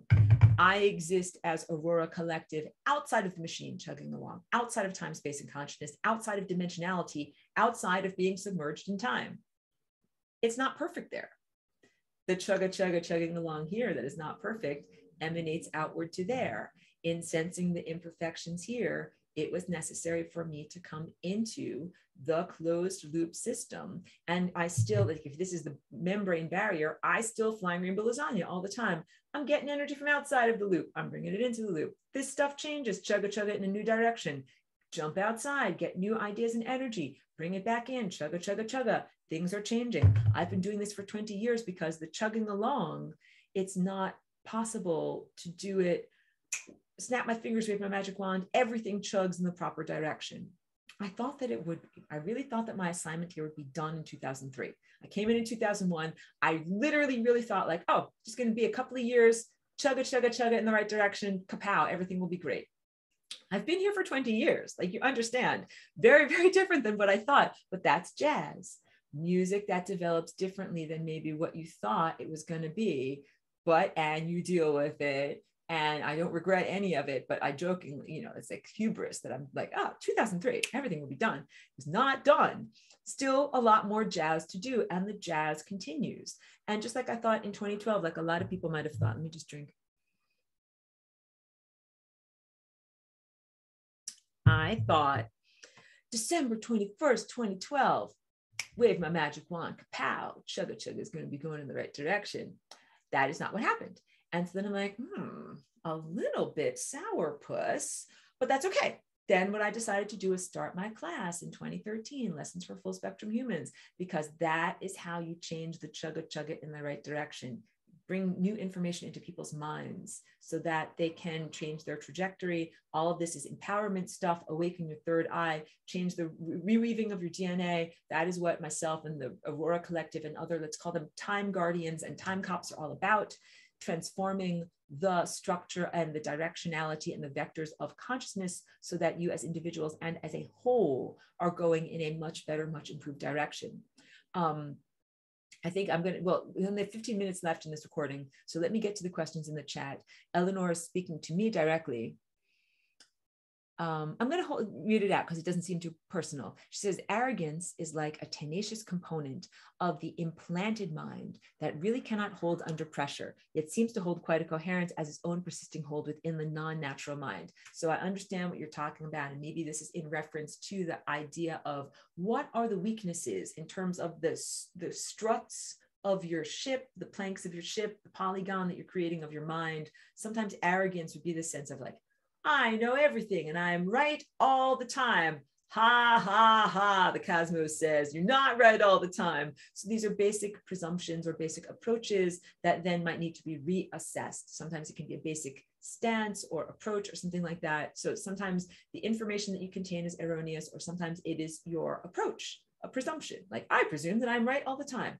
Ha, ha, ha. You know, you can kind of hear that guy laughing in the background as you learn. No, that's actually a faulty strut, and that you actually have to change the strut over to here, which is, I have been mistaken many times. And then the red X's on your bath homework tell you about that. So we laughingly appreciate ourselves. Melissa says, drawing these concepts help the left and right brain connect together. Yes. Human neurology is structured in a very unique and particular way in this time space. And so there's all sorts of different ways to begin this comprehension process. Like when you're going to teach a young person their alphabet, some little kids learn really well in terms of tracing, like tracing with a pencil or tracing with their finger. Like you give them a board, an alphabet board or a chalkboard, and be like, now you're going to trace the letter A, trace it 5 times, trace it over and over. Also, what are the ways that humans learn? Repetition. That's another big thing. It's how I learn music. I don't just play a song one time, even though I do play a song one time and I remember it. But most of the time, remember it over and over and over, especially to make a deep neural pathway that I'm like, I play this song and then I play it again tomorrow. And then I play it again tomorrow. And then I play it again tomorrow. And then I play it every day for the next month. I'm going to practice that song, and it becomes deeply ingrained inside of you. We did this, most people did this as children, learning language, where you went to school every day and you say A, B, C, D, E, F, G over and over and over again, because that gets ingrained into your brain mind until the point that it is something that is natural and second nature, even though it is an implantation of something that is completely new. So as I said, I will begin getting together drawing assignments for this class very, very soon. Phoenix Rising says, sending love, tone, gratitude for your fantastic teachings. Thank you, Phoenix Rising. I love expanding my knowledge of music theory and the FRL language of the cosmos you teach. I'm so honored. Thank you by what you write. Any suggestions you could provide for helping me maintain my focus, which is fleeting, especially for someone who is more of an auditory learner connected to sound? So maintaining focus is a challenge. Like I said, the implantation of the verbalized talking mind to me is a form of, I want to call it torture, but let's say a big challenge, because it doesn't have an off button. So a lot of people are really troubled by the constant inner chatter. There's all sorts of different approaches in terms of meditation and mindfulness to be able to deal with the verbalized mind. Some people do really well with just being like, off button, turn the mind off, sit in peace, or just do self-observation and watch the thoughts simply float by. Some people have ADD and they need to do a thing. Like I know one person who told me that he really likes coloring, like coloring books, and my paintings and my artwork kind of remind me of that approach. He likes the idea of like, here's the coloring page, and just taking colored pencils and just filling in and filling in. And sometimes people will add music to that, because the mind can feel happier if you give it a little task to do. Like, mind, what I want you to do is hold on to this pencil, and like, that's your thing that you're doing, instead of the mind being like, I'm going to grasp it, like, I'm going to touch on this, I'm going to think about this, think about this, think about this, think about this from 12 years ago, because the mind is associative, especially in intelligent people. And what that means is, if I give you a thing, a concept, your mind will be like, oh, pencil. I remember pencil. Oh, it says Ticonderoga. I remember a story about Ticonderoga. It was, something that I read when I was in 3rd grade. And then I remember this that happened in 3rd grade. And then I remember this. And then I remember what my lunch was like in 3rd grade and my lunchbox. And then I remember my favorite TV show from 3rd grade. Like, that is what an associative mind is like. It's the problem of being actually hyper intelligent. In your mind structure, it's kind of like saying your mind hops, skips, and jumps to its destination. So it's like, oh, if I start with this thought structure over here, then I associate. And then I think about this, but then I bounce my mind over to here, but then I bounce my mind over to here, then I bounce my mind over to here, and then I end up over here. And then I remember my bionic woman lunchbox from 3rd grade. Like, how did I get there from a pencil? Like, this is the way the mind works.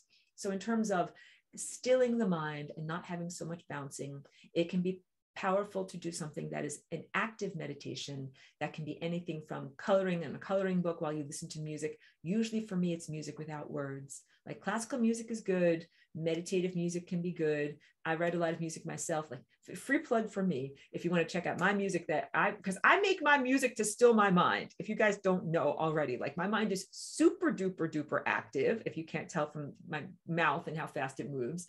So yes, one of the things that I do is channel alchemically all of that creative energy into writing songs and music. And then my mind has something to grasp onto, like, oh, I'm thinking about this. I'm thinking about this. My mind is like athletic muscles that are like, we need to do something. Can't just sit around. Like my mind is like, I can't just sit around all the time. Like, I got to do something. Let me do something. So I'm like, okay, mind, let's think about music. Let's think about this song. Let's learn this song and practice this pattern over and over throughout the day. And then sometimes I'll play that song in my mind. I'll hear it in my mind. And all of this is, you know, a good thing to do, especially if you have a very active mind.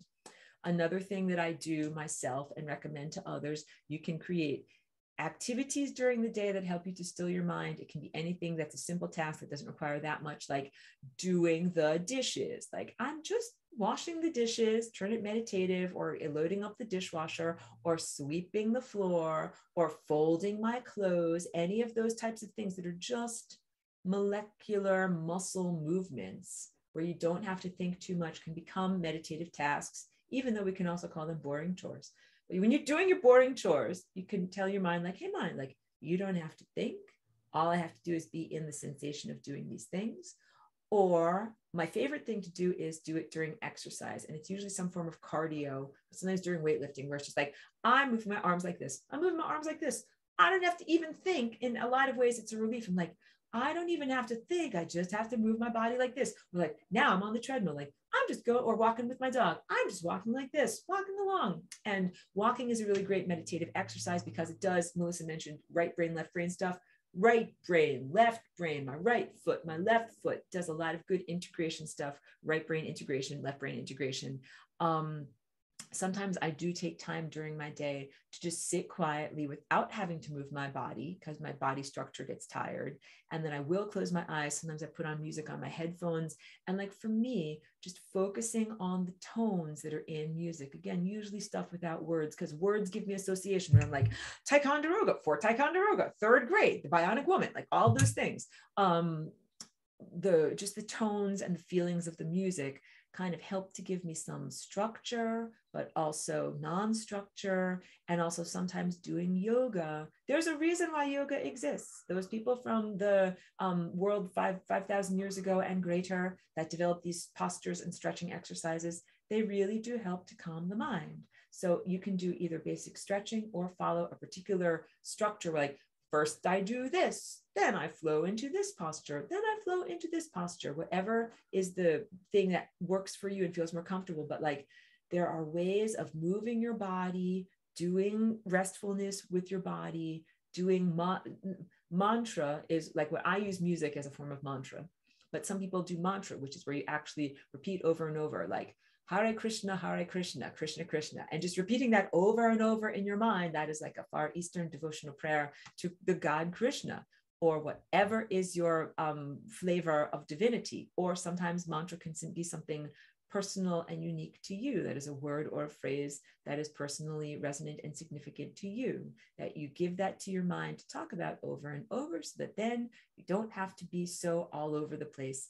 And what that ends up doing at a certain point is you kind of detach, like while your mind is talking and saying like, oh, mind to mind, mind, mind to mind, mind, mind, mind, mind, mind, mind, mind, mind, mind, mind, mind, mind, mind, mind. You're like, oh, that's that thing over there that's talking, talking, talking, but I'm this thing over here that's being, being, being.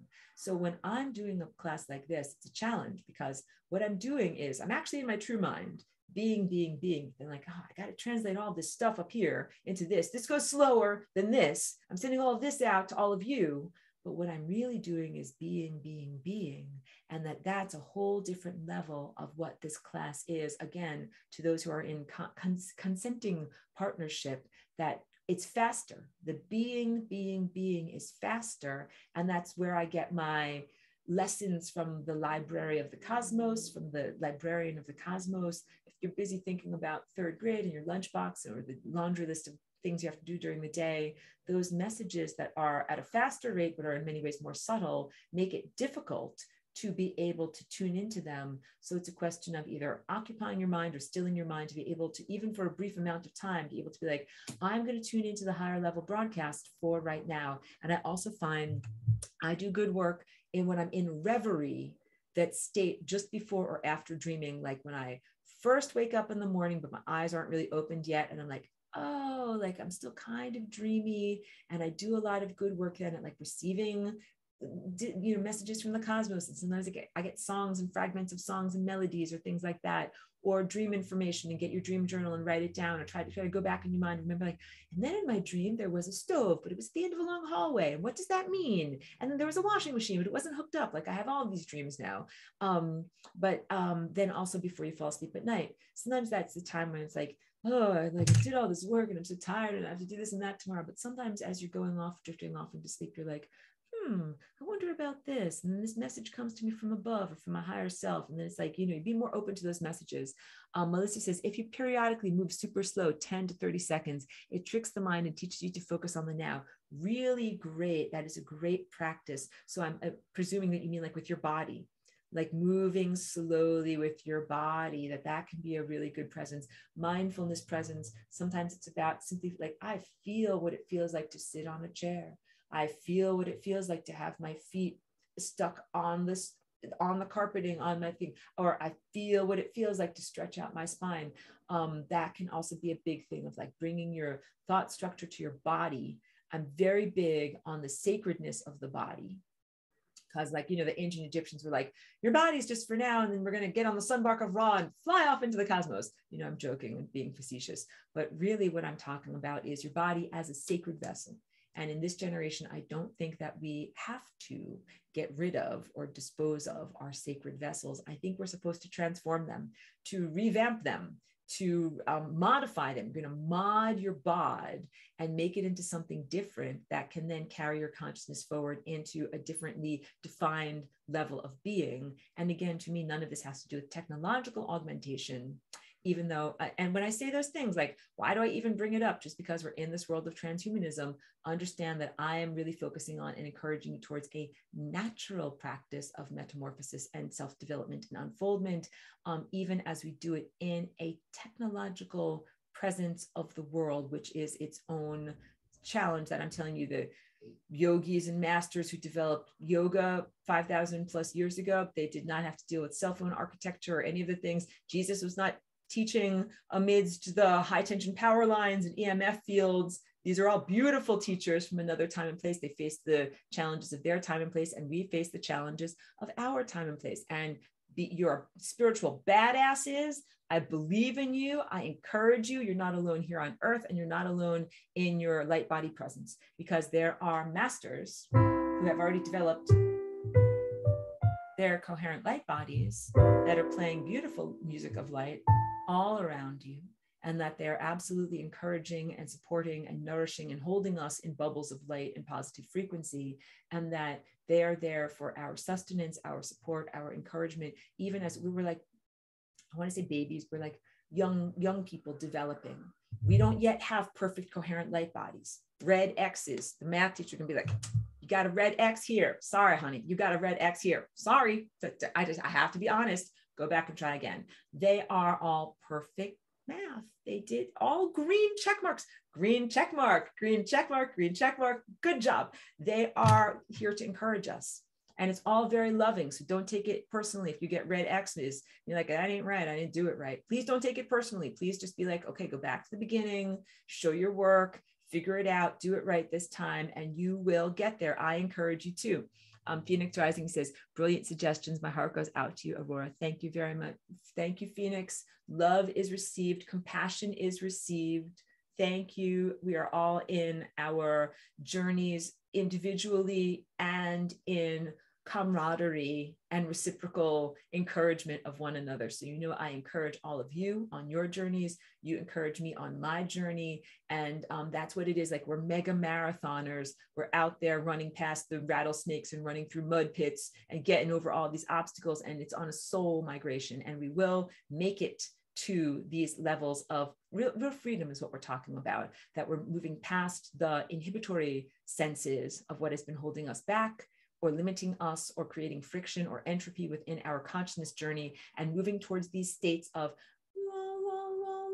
I am just flowing along. There is nothing in my mind, because when I'm really in my zone, musically, artistically, athletically, I am flowing along and everything's great. And that's what I aspire to. And of course, when I'm driving on the highway, I'm like, oh, I'm stuck in traffic. This is painful. Torture. I'm being tortured. I'm joking. Like I joke about all these things, but you can relate to what I'm feeling like. Yes, because that's also part of the modern world. Cheryl says, thanks all. This class went so fast today. It did go fast. It is time for me to end the recording. And also I have at these days a very highly scheduled existence. So it's like, oh, I'm flowing in the flow of time, but then ding, my timer goes off and now it's time for me to do the next thing. So that's the end of Q&A for right now. I'm always available if you want to. You can email me questions. You can write questions in the comments. I am responsive. I like to respond to everyone. And that is also, let me just make sure on my notes that I got through what I need to get through. Turn on my notes and make sure that they're here. Yes. I did all of that good stuff. Good. I got through all of my notes of the day. So we are complete with level 1, lesson 2. And then I will be, realigning. We're going into the new year, realigning with the level 1. And ideally, I'd structure the class first hour, level 1, second hour, level 2. Going to get on it with all of that so that anyone who's an advanced person know that I will get to the advanced material, but you can also tell that I'm always adding new stuff. And I'm going to start coming up with drawing assignments for everyone. Going to get drawing assignments from the math teacher of the cosmos. So get ready. And also, if you want to actually start preparing, you will need to have colored pencils or pens or markers that are all the 7 colors of the rainbow, Roy G. Biv. And you will also want to have either a protractor, which is shaped like kind of like an X that can move smaller or further apart to be able to make different sizes of circles, or circle templates. Like I have a circle template here. You can see it in the light of different sizes of circles. Or here's, sorry, I'm ducking off camera. Oops. Here's some of my larger, you can see them reflecting in the light, larger circle templates. These are quilting templates. If you want to know where to get these, I'm not a salesperson, but I found them through like, go to a quilting website. Oh, Darlie, you have something to say? I think you meant a compass. I'm so sorry. I meant a compass. Thank you for keeping me on track with my words. A compass that is shaped like a V that can go smaller or bigger. A protractor is different. A protractor is shaped like a rainbow smile that also can be effective in drawing these, but I think is much more laborious. So I meant a compass. Let me show you a picture of what I'm talking about. This is what a compass is. And I have this kind, again, I'm not a salesperson. It has a loop down here that I can put, like you have, some of them come just with pencil leads. It's a little bit more difficult to work with. This one has a loop down here that I can place. Can I open this up? I'm going to open it up. It's going to go flying everywhere. I can't get it open right now. Oh, I got it. Hold on. Here, you can see I can place a colored pencil into there, or a pen or a marker or whatever. So I got this kind. So yeah, if you can find something like that, or you can also, in previous semesters, I've had students who have had good luck and beautiful work with creating colors out of colored pieces of paper, drawing many multiple circles, cutting it out with an actual scissors, because we teach little kids in class cutting out with scissors to learn shapes like circles, squares, triangles, to be like a sacred child in your learning process. So yeah, cut out different shapes and then was able to stack things up and also play a lot with the way that things look, stacking them, coming back forward and backward together. Oh, thank you so much. Melissa saying, feeling love for you all and sending it back. That is so beautiful. Thank you. And T's got the love. And Eleanor saying, resending, just wanted to share, talking mind feels like an aspect of the pull coming off from the membrane of death. I get it. So in a way, helpful to part of developing coherence, navigating, being on higher levels of oneself. Yes, the implantation of the talking mind is inherently connected to our journey towards death. That's not very good. You come here as a little baby, you're like, wow, I'm thirsty, I want apple juice. Well, you're going to have to learn to talk, but you'll get apple juice on the downside. You will also move towards death. That is a terrible, like quid pro quo, like we will give you the opportunity to communicate, but then it's also going to screw up your mind and shorten your lifespan. You're going to die. Like that is not that good. So what we do in adulthood as virtuous masters of mastering coherence of our body is we learn how to still communicate to people when we want to, but then also turn off or control the talking mind so that we are righting our ship and going up the central core timeline. And at a certain point, we'll be purely telepathic, and I won't need to move my moving mouth parts, and I'll just talk to you directly with my mind, and we won't need a cell phone either. And that will be a time of frictionless divine perfection. And that's what it's like when I'm in my Aurora collective. And we are also, the things that we're talking about are beautiful music. And then you're playing back to me. that's what it's like in that level of being. Eleanor says, yes, thank you, Aurora, and thank you, everyone. So beautiful. Thank you. We'll end on that super positive note. Hugs and kisses from Darla. Thank you. I'm going to end the recording for right now.